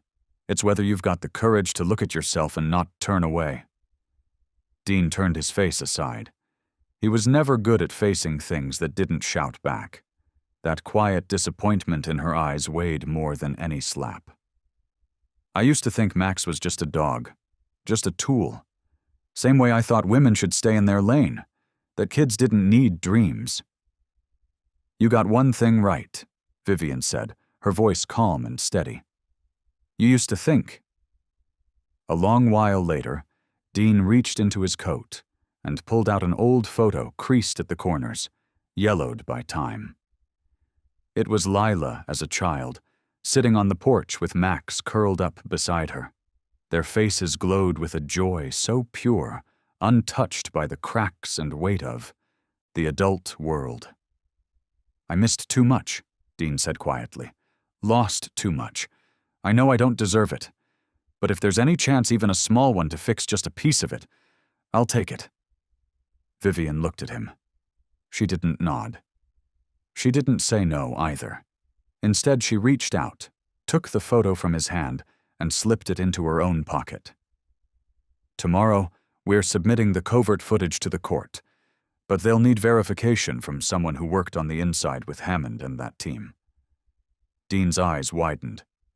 You mean, I don't trust you, Vivian said, her voice calm but steady. But Max has never been wrong about people. She paused, then continued. That day, Max didn't attack you.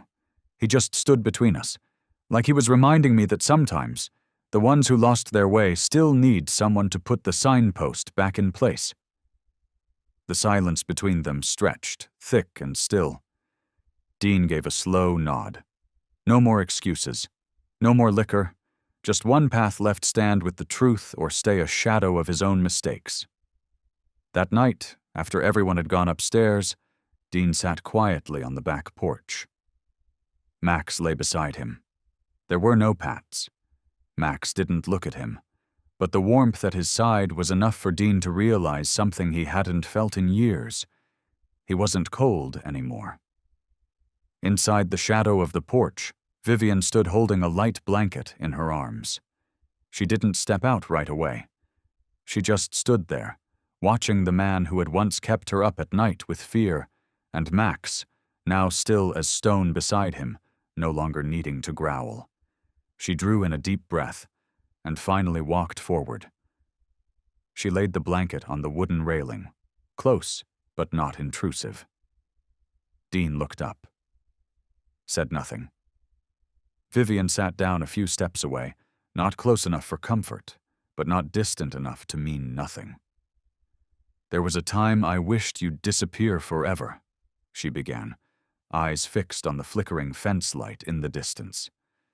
Some nights I held Lila in the dark and prayed that by morning they'd take you away for something. Anything. Dean gave a slight nod. No defense, no story. Just the weight of truth. Vivian continued, her voice steady but heavy with fatigue. But then I realized, if I kept wishing you'd pay for everything, I'd be the one staying trapped in all that anger. Lila needs a mother who knows when to let go, not a woman who keeps carrying weight that was never hers to hold forever. Dean let out a long breath. I know I don't deserve forgiveness. And I'm not offering it, Vivian said, turning to look at him. At least, not yet. But I'll say this: you're trying. And maybe Max sees that too.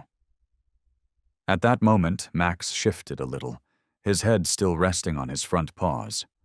No growling. Just that softened gaze, the kind that comes from someone who's been through storms and now watches the world with patience instead of fear. Dean looked at Max, then back at Vivian. I used to say Max was just a dog, just a tool, but now I think that's where I got it all wrong. Max was never just a dog. Max is what's left of Colton, the part of him I never could understand but always should have. Vivian went still. That name, Colton, swept through her like a sudden chill. It tugged at something buried deep enough to make her eyes sting. I still have Colton's old jacket, she whispered. Max knows the scent. Every time Lila puts it on, Max follows her step for step, like he's still on duty, guarding someone who isn't coming back. Dean swallowed hard, his head lowering, shoulders trembling just enough to betray the emotion he was trying to hold in. Vivian stood up. She picked up the blanket and gently laid it across Dean's lap. You're cold, and Max won't stay pressed up to you forever. Dean looked up. His eyes were glassy, but no tears fell. Thank you, he murmured. Vivian nodded. Just stay out here. We've got a full day tomorrow. Then she turned and walked inside, leaving Dean and Max beneath the night sky of Ridgeway Falls. The moon hung low, not bright, not full, but enough. Enough to reveal something simple and human, that some wounds don't need to be healed overnight. Sometimes it's enough just to know there's still a way back. The next morning, Ridgway Falls woke under a blanket of thick fog. But Town Hall was wide awake. Outside, reporters crowded around barricades, cameras stacked shoulder to shoulder. A sea of people lined the sidewalk, holding handmade signs that read, "Max is not evidence, he's a witness, and we believe Max, we believe Colton." Inside the courtroom, not a single seat remained empty. The front row was filled with former officers who had once served alongside Colton. No one wore a uniform, but every man and woman sat upright, eyes locked on the defense table where the representatives from Southridge and James Hammond sat, silent and still under the weight of what was coming. At the center of the courtroom, in the witness box where humans usually sat, lay Max. No collar, no muzzle, just a soft leather tag resting across his shoulder that read, "K9 Tactical Unit, Honorably Discharged, Max." Max stayed still, eyes open, ears perked just enough. It was as if he could feel the air stretched thin with tension, every molecule in the room vibrating like a string pulled too tight. Vivian sat beside him, holding a thick folder against her chest. On her other side was David, steady and focused, and right next to him was Lila. No dress, no outfit made to impress, just an old hoodie, faded jeans, and her hand resting gently against Max's back, unmoving. When the judge's gavel dropped, silence fell like a stone. The voice over the speakers cracked through the stillness. "We now begin the hearing on allegations of memory tampering and biomedical ethics violations involving a retired military K9 subject named Max, Tactical ID MX-0891. From the defense table, James Hammond sat with his lawyer, his expression a mask of calm, but his knuckles, bone-white and trembling, betrayed him. Vivian was the first to rise. She wasn't a lawyer. She had never stood in a courtroom as a plaintiff before. But when she stepped forward and slid a USB drive into the courtroom display, no one looked away. The screen flickered to life.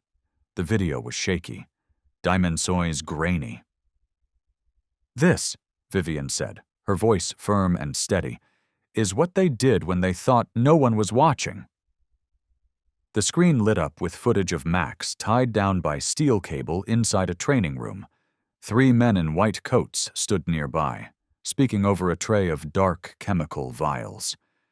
James Hammond pointed at a thick amber bottle and barked, "Stronger.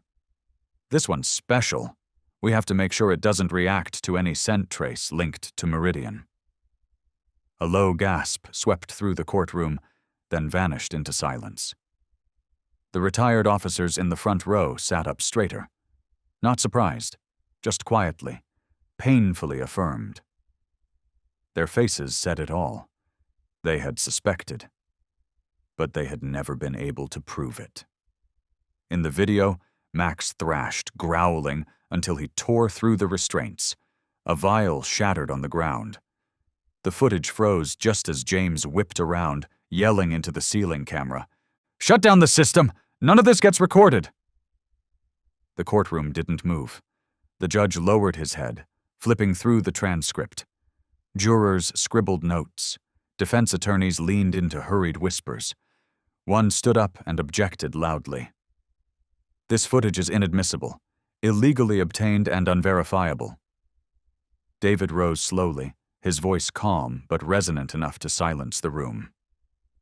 "We have the technician's logs confirming the backup, and here is the signed affidavit from the Data Extraction Unit, officially validating this file as originating from Southridge's archived system."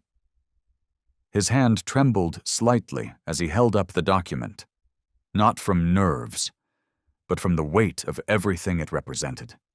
Years of silence, loss, and now, a chance at truth. Max didn't move, didn't growl, but his ears stayed alert, because even without words, Max knew. This wasn't just about him anymore. This was about every dog who never made it to this room, and every soldier who died believing no one would ever know what really happened. He tossed a thick folder onto the defendant's table. The sound of paper hitting wood cracked through the courtroom like a strike of thunder. The judge gave a small nod. Accepted as preliminary evidence. In the corner of the room, Max remained still, but his tail moved ever so slightly, a quiet flick, as if he understood. Something was shifting. Lila leaned in close, whispering near Max's ear. "You don't need to say anything. The truth already has." Max didn't growl, didn't bark. He just exhaled gently and lifted his head. His eyes rose to the witness stand and locked onto James Hammond. No sound, no movement, just that look. And in that single quiet moment, it was as if Max had spoken the names of every buried secret, not with words, but with a silence louder than any accusation. James Hammond looked away. Then, without warning, Lila stepped forward. No one had called her. Her name wasn't on the witness list. But something about the firmness in her step made the judge raise a hand toward the guards, signaling them to let her pass. "I'd like to say something," Lila spoke up. Her voice was young, but steady. Not angry, not fragile, just honest. And that made everyone listen. The judge nodded. "Who are you?" "My name is Lila Monroe. I'm the daughter of Colton Monroe, and I'm the one who's been living with Max." A hum swept through the room like a current. Reporters flipped through notebooks. James's jaw clenched tight. Lila stepped up to the stand. Max didn't move. He remained where he was, seated below, like a silent sentinel guarding the moment. "I know I'm not an expert," Lila began, eyes steady, "but I don't need to be one to understand this. Max isn't a tool. Max is family, and he's the last piece I have left of my father." She paused, just for a breath, then continued, softer, but stronger. "They say Max can't testify because he doesn't speak. But I want to ask everyone here, when that dog was injected, tied up, and had his memories erased, how did he still know how to stay beside me through the nights I couldn't sleep? How did he know when to bark if a stranger came too close? How did he know to stand between my mom and the man who once hit her?" The room held its breath. Lila's voice didn't shake. It rose gently, full of something more powerful than anger. "It's because Max remembers, not with his brain, but with his heart." An older officer stood up. His hair was silver, and his hands had trembled earlier when the video of Max's torture played. Now his voice was steady. "The girl is right." Then another voice followed. A woman in a faded blue shirt, her unit badge almost worn away. "I served with Colton. I confirm that Max saved 3 soldiers during the Meridian incident. If it hadn't been for Max, my son wouldn't be alive today." One by one, people stood. A whole row rose to their feet. No one asked them to. They just did. Their eyes fixed forward, not on the judge, not on James Hammond, but on Max, lying there, motionless except for his slow breath. Eyes clear, aware, shining. Vivian clutched David's hand tightly. No words were needed. They both knew it. This was the turning point. The judge looked out over the courtroom.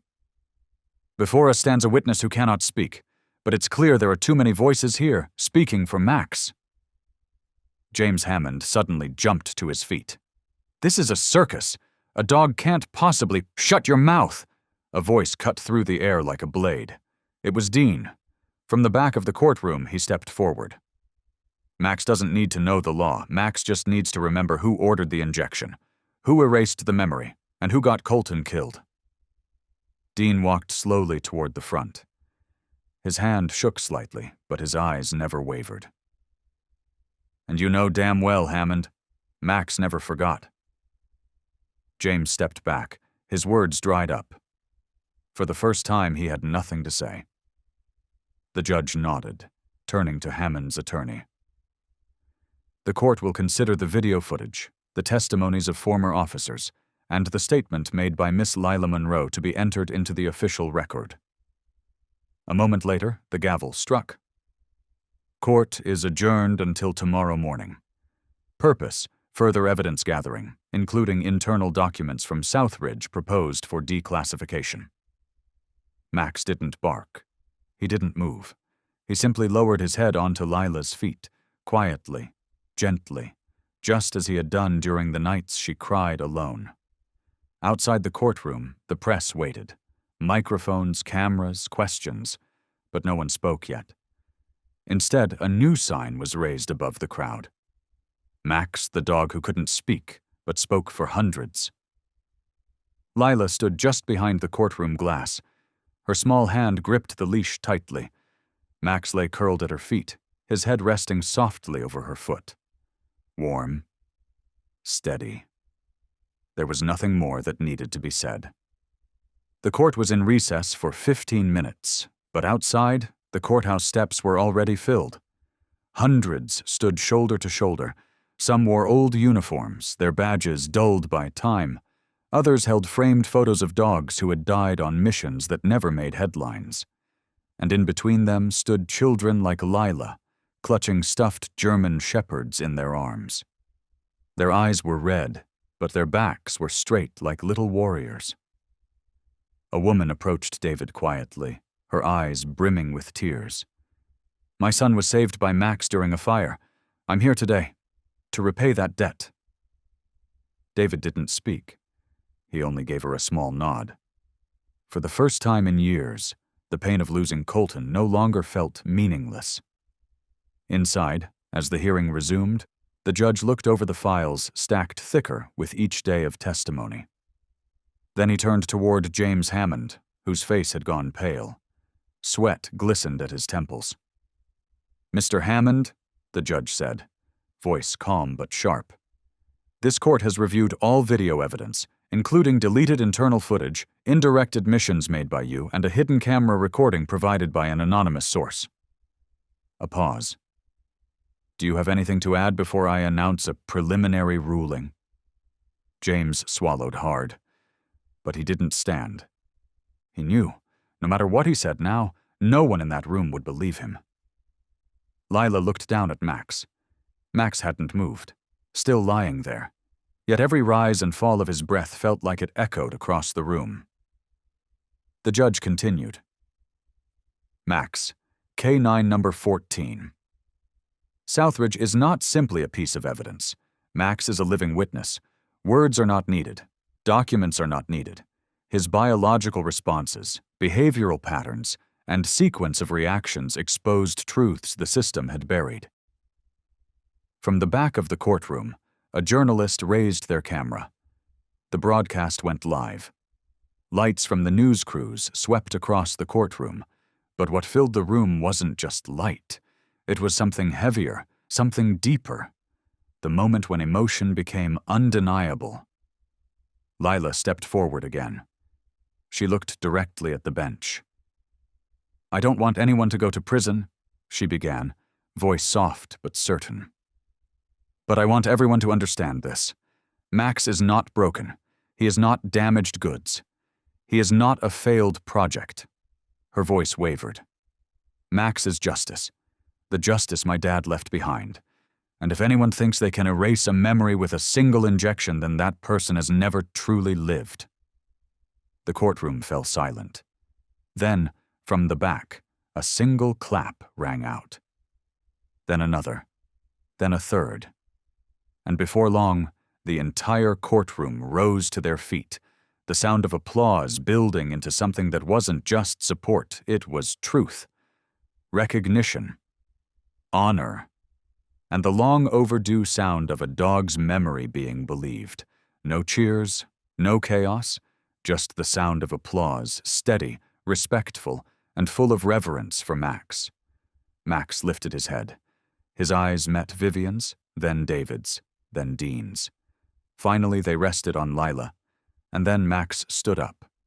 Slowly, one step at a time, He walked to the center of the courtroom, where a shaft of light beamed down from the skylight above, cutting through the dust and falling on the old wooden floor.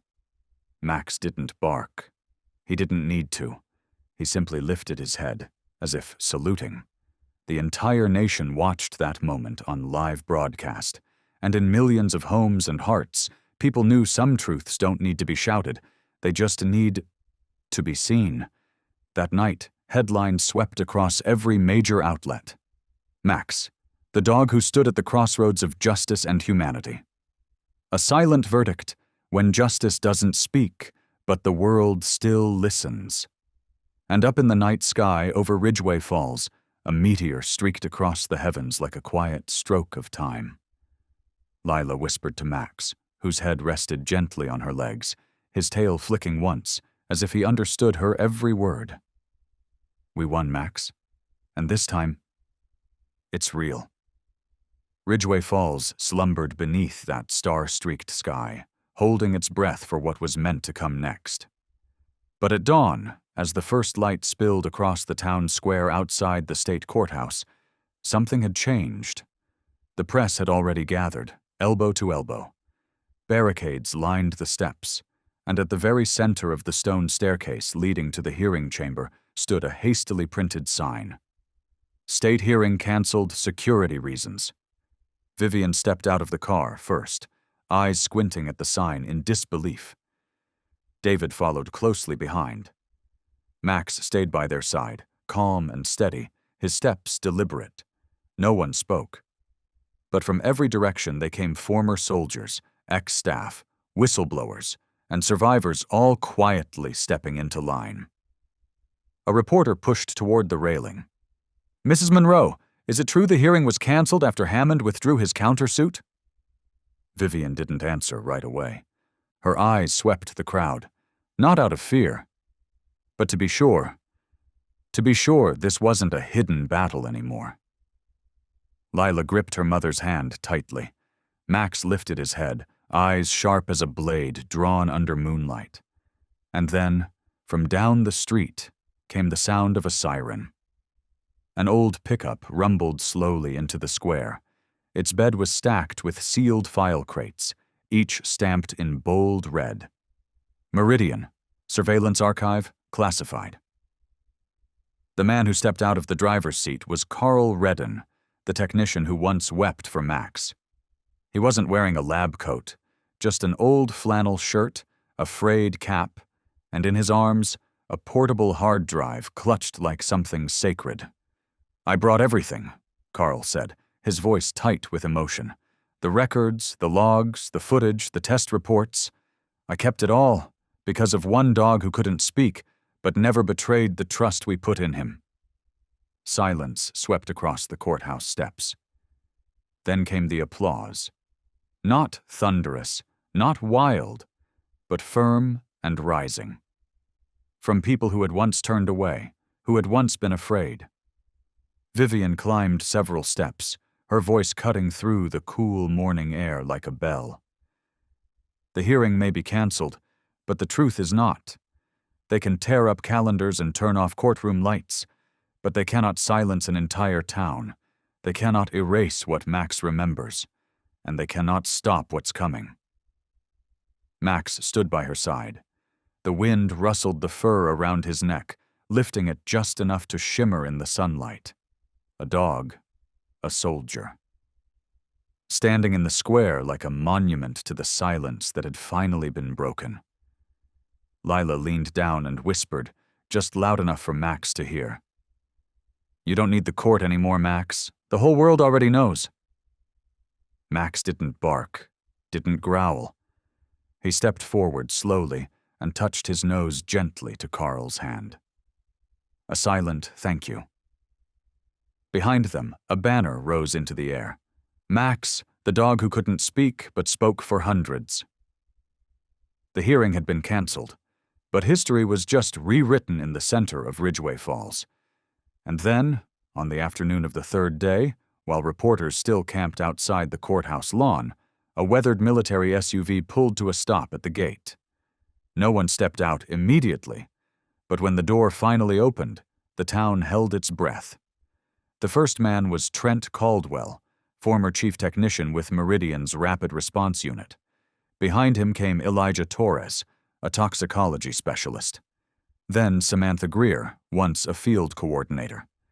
And last, moving slower than the rest, was Daniel Nungo, a recon scout who'd lost half a hand during a failed chemical exercise years ago. 4 soldiers, once forgotten, now standing before the very system that had once ignored them. And this time, they carried more than stories. They carried proof. David and Vivian hurried forward. Lila stayed back, gripping Max's harness. Both of them watched in silence. Trent gave David a single nod, then unzipped his pack and pulled out a small wooden case. Inside was a sealed hard drive and a signed authentication document from the Military Archive Bureau. Colton backed up everything related to the Meridian investigation on this drive, Trent said, his eyes locked on Max. He told me, if anything ever happened, Max would be the only one who could lead us to the truth. Samantha gently picked up an old photo tucked between the documents. It showed Colton and Max on their first day of duty. Max sat tall, ears perked, while Colton stood beside him with one hand resting protectively on Max's back. Colton wasn't the easiest guy to warm up to, she said with a soft chuckle. But I've never seen a K-9 make a soldier feel protected the way Max did for him. Vivian clenched her hands, her eyes glassy with tears. Her voice was barely above a whisper. Why now, after all this time? Elijah Torres looked toward the crowd of cameras and reporters still lingering on the outskirts of the courthouse. Because now, Max isn't a target anymore, he said. Max is the reason we came back. Inside the building, the district attorney's office had already begun the early stages of reopening the case. Within 48 hours, representatives from the military's Internal Affairs Unit were scheduled to arrive in Ridgway Falls. The new evidence, including the videos, classified reports, and sworn statements from the 4 soldiers, was deemed admissible and actionable. That evening, after the noise had quieted and most of the crowd had gone home, Max was led onto the back porch of the house. No applause, no flashing lights, just a soft silence that settled like a warm blanket. Samantha walked over and slowly lowered herself beside Max. It's been a long time, she whispered, placing a gentle hand on his back. You still remember, don't you? Max didn't growl, didn't bark. He simply lowered his head and rested his chin on Samantha's knee. A quiet hello. A memory returned. Daniel Ngo, who had barely spoken all afternoon, suddenly stepped forward from the shadows. I once told myself I'd never come back here, he said. But if a dog can survive just to protect the memory of his best friend, then the least we can do is live to protect him. Lila came closer, her hand finding David's. He didn't just survive to protect Dad, she whispered. He lived so we'd understand what it really means to do the right thing, even when it costs something. That night, for the first time in many years, Ridgway Falls didn't lie awake in fear. There was only a quiet waiting, for justice, for healing, and for a dog who now lay in the doorway of a home, knowing that for the first time in a long time, Max wasn't fighting alone anymore. Trent gave David a steady nod, then unzipped his weathered pack and pulled out a small wooden box. He opened it with care. Inside was a sealed hard drive, labeled and accompanied by an official verification slip from the Military Archive Unit. Colton backed up everything about the Meridian operation onto this drive, Trent said, his eyes locking onto Max. He once told me, if anything ever happened, only Max would know how to guide us to the right ending. Samantha reached over and picked up an old photograph, its edges curled with time. It showed Colton standing beside Max on their first day as partners. The soldier's stance was stiff, uncertain.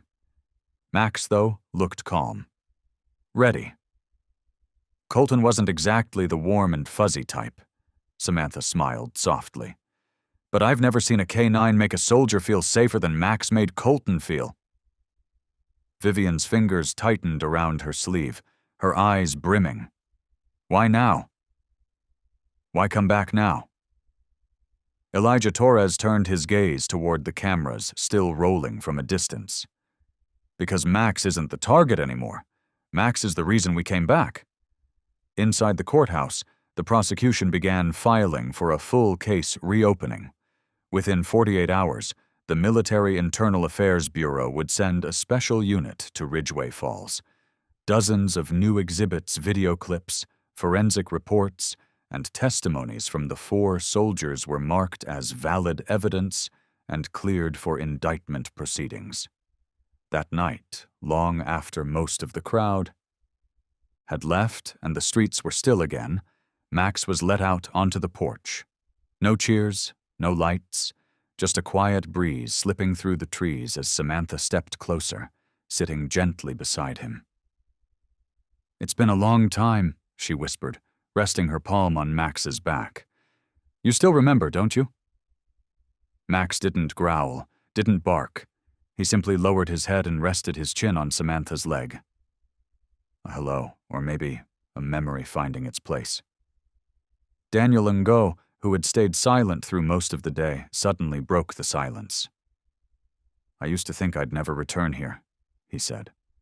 "But if a dog can survive to protect the memory of his best friend, then the least we can do is live to protect him." Lila stepped forward and slipped her hand into David's. Her voice was soft but sure. "He didn't just live to protect Dad," she said. "He lived so we'd all understand what's right, even when it costs everything." And that night, for the first time in many years, Ridgway Falls didn't stay up fearing what might come. There was only the quiet waiting. For justice. For truth. And for a dog curled on a warm porch under a quiet sky who finally knew. This time Max wouldn't have to fight alone. The next morning, just as the mist was lifting off the fields, a sand-colored SUV pulled into the Monroe driveway. The doors opened slowly. 4 people stepped out, 3 men and 1 woman, all in old tactical jackets, their sleeves dusted from the road. But their steps were steady, like they had never truly left formation. David was the first to recognize them. "Royce, and the others?" "Delta 4, said the biggest man, his voice solid as stone. "The last special ops team to run beside Colton, and beside Max." Vivian stepped out and nodded once. There was no need for introductions. Every crease on their faces, every quiet nod said enough. They weren't here for a visit. They were here to finish something that had been left undone for far too long.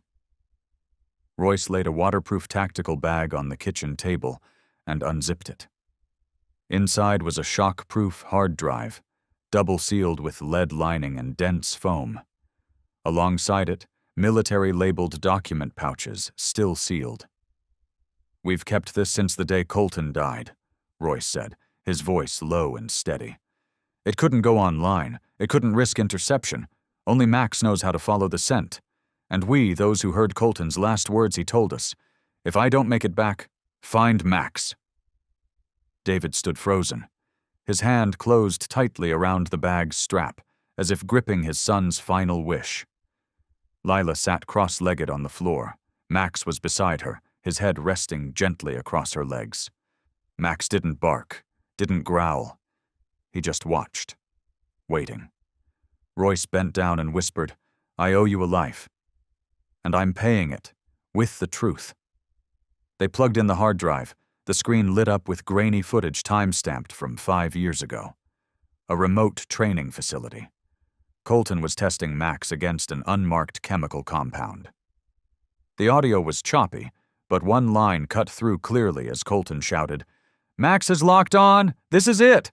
This is what killed the kids at Meridian!" Then came a voice recording. Colton's voice was urgent. "I'm being followed. Might be someone inside the center. If I disappear, find Royce. Max is the living proof. Don't let them get to him." The screen jumped. Cut. Next, footage of 3 men in white lab coats sneaking a chemical container into the restricted wing. Among them, unmistakably, was Troy Haskins. "That was the last time we saw him," Royce said. "2 weeks before Colton died, he resigned and wiped his record, but the external backup cam still caught this."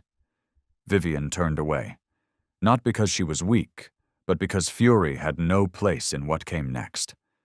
She understood now. They wouldn't need fists. They wouldn't need shouting. The truth would walk through the doors on its own. Royce set another thick envelope on the table, sealed with a military wax stamp. "We also tracked down a chemical compliance officer from the center. He's agreed to testify." David nodded silently.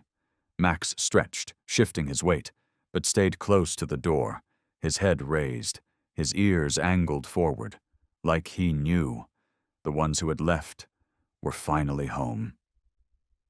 And this time, no one came back empty-handed.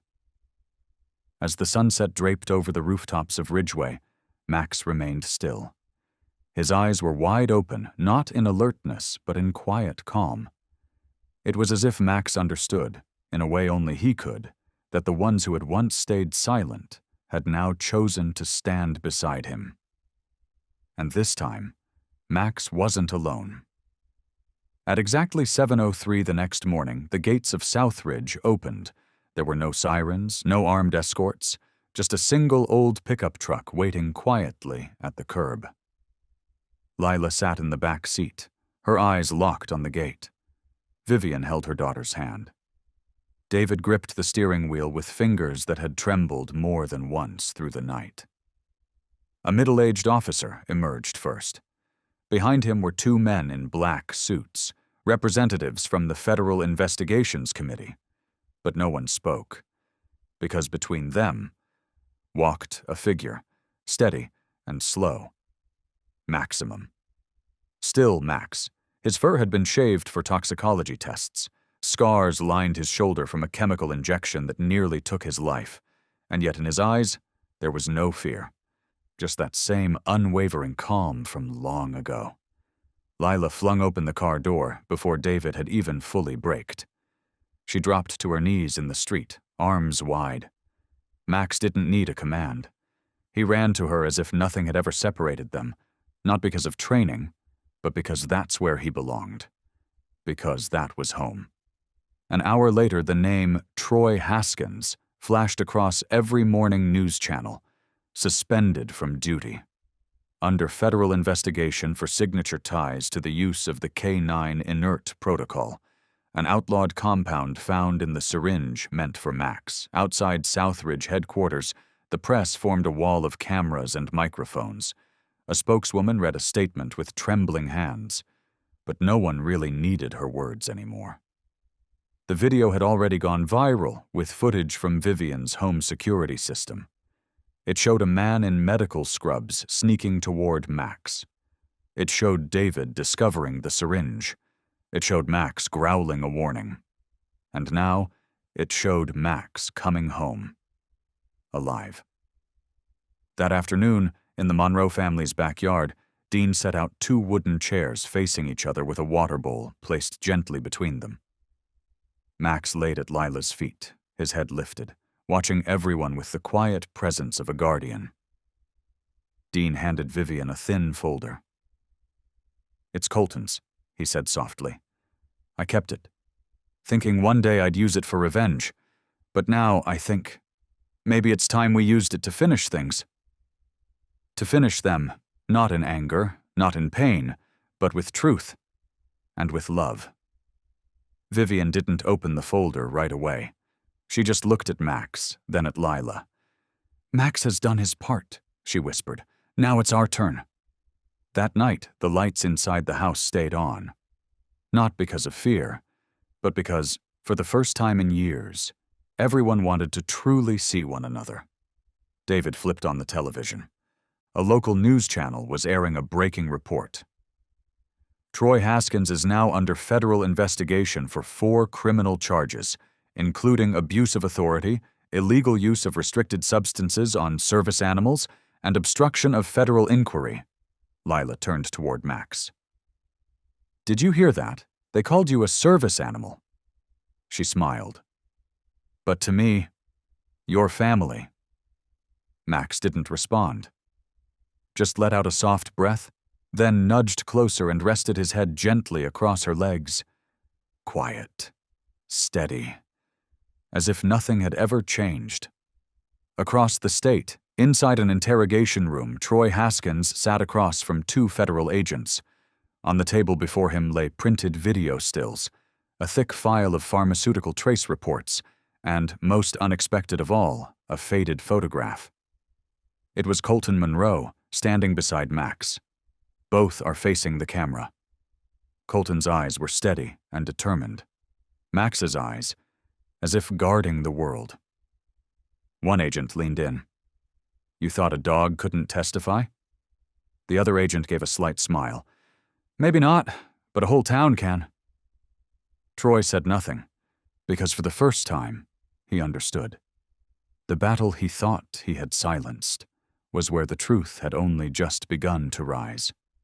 By 10 p.m., Max was still lying on the porch, no longer guarding, no longer waiting.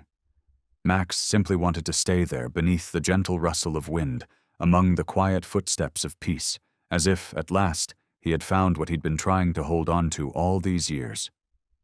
Trust. A place to belong. And this time, it was forever. Soft evening light streamed across the wooden porch of the old house.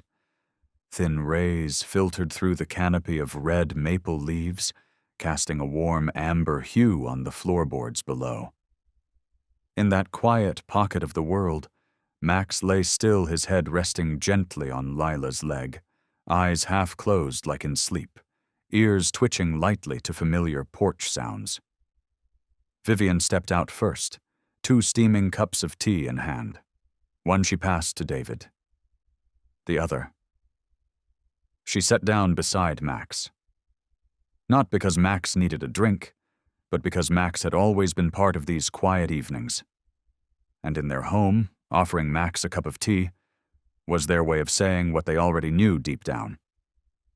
Max wasn't a dog, Max was home. Avid slid his rocking chair a little closer. He didn't say anything, just reached out, slowly brushing his hand along Max's back. The thick, warm fur covered scars that time hadn't erased and no longer needed to. Because now, they weren't marks of pain. They were proof of everything Max had survived. The back door creaked open. Dean stepped out, holding a stack of old books. He sat down on the lowest porch step, gave a small nod to Vivian, then looked at Max for a long, quiet moment. Without a word, Max stood, walked over, and gently pressed his nose to Dean's knee. No tail wag, just one soft touch. Light, quick, but enough to make Dean's eyes mist over.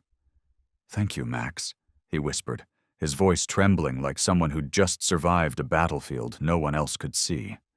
"For coming back, for not giving up." Lila ran out from inside, carrying a large cream-colored towel.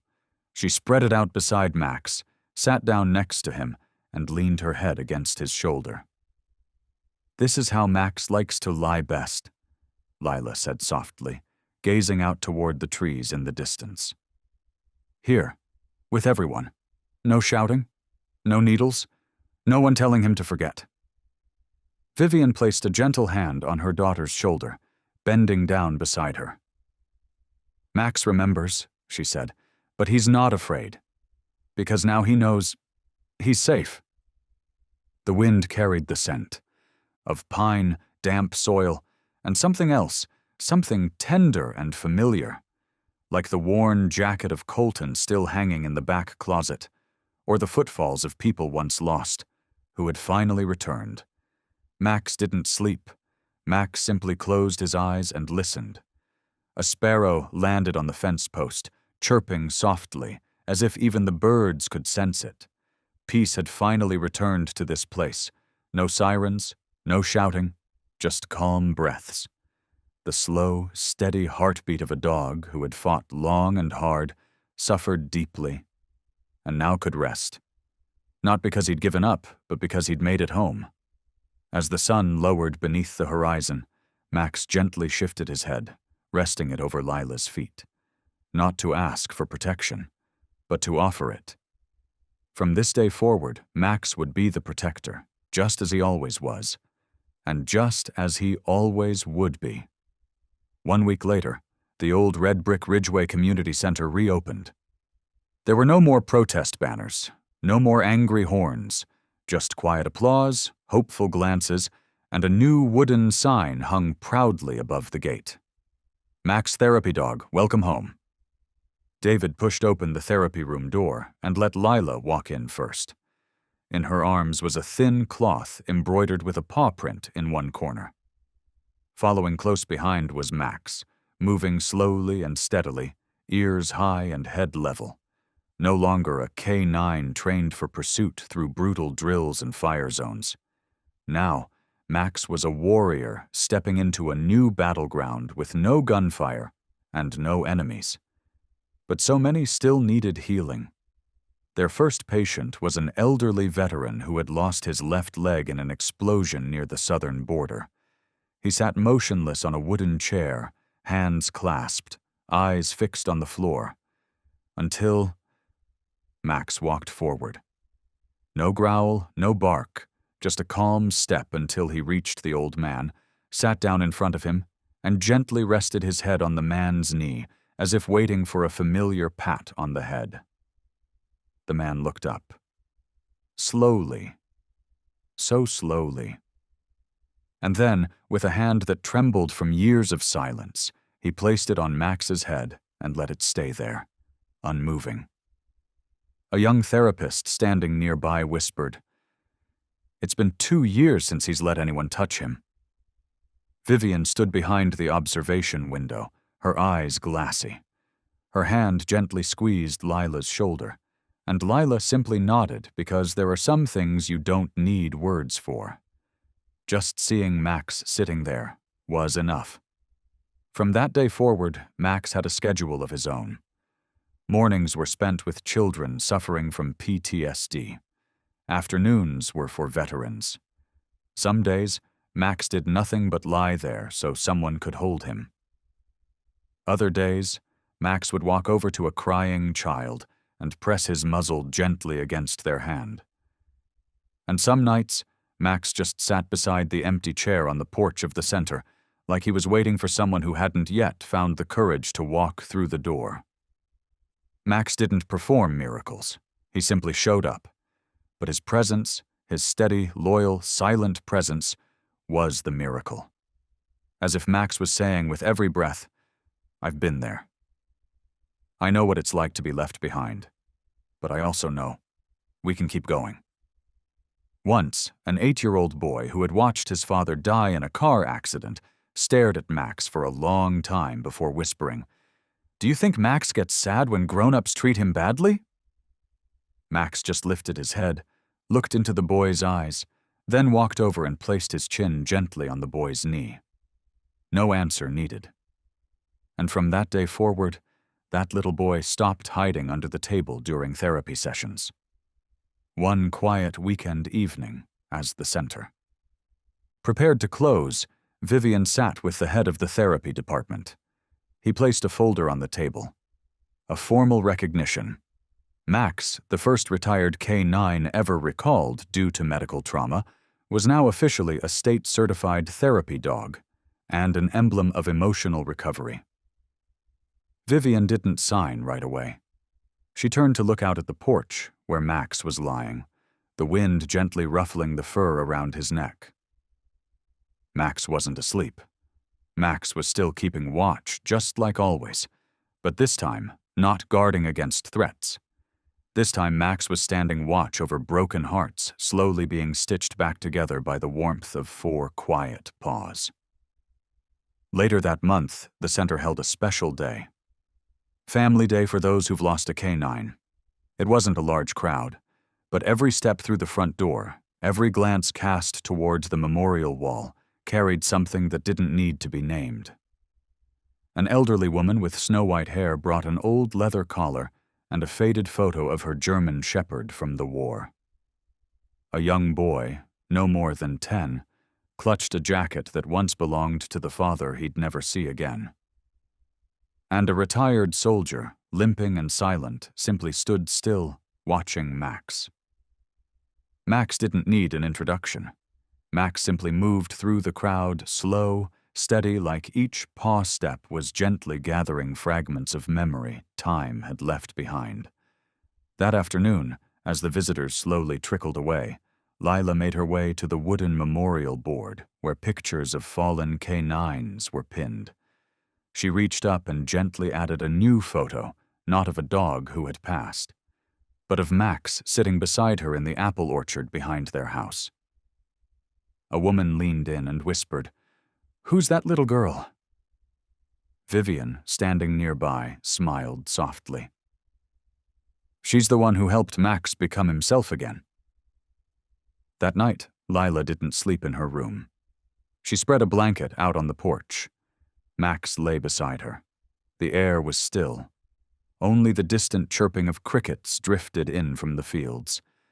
Yet Max lifted his head, ears alert, listening, as if for something older than time. Lila whispered, "Max, do you ever wonder why you were born?"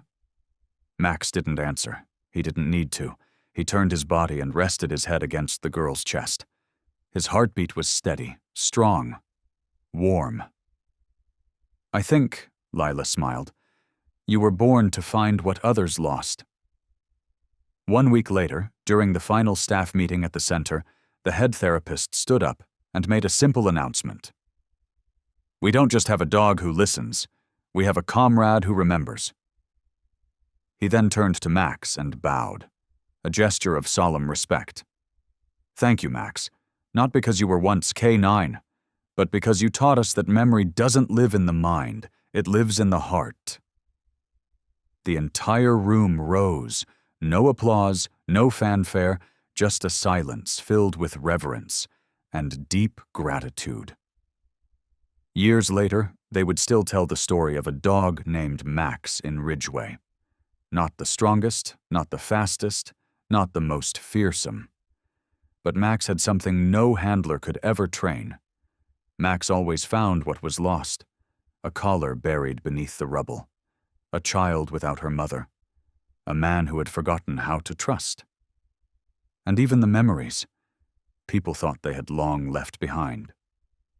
That afternoon, Lila sat sketching on the porch. Max lay beside her, his head resting gently on her leg. On the page, a dirt road stretching into the horizon, 2 figures walking side by side, a little girl and a gray-furred dog, moving toward the sunset, together. In the bottom corner of the drawing, Lila wrote, "No one is hopeless if Max is by their side."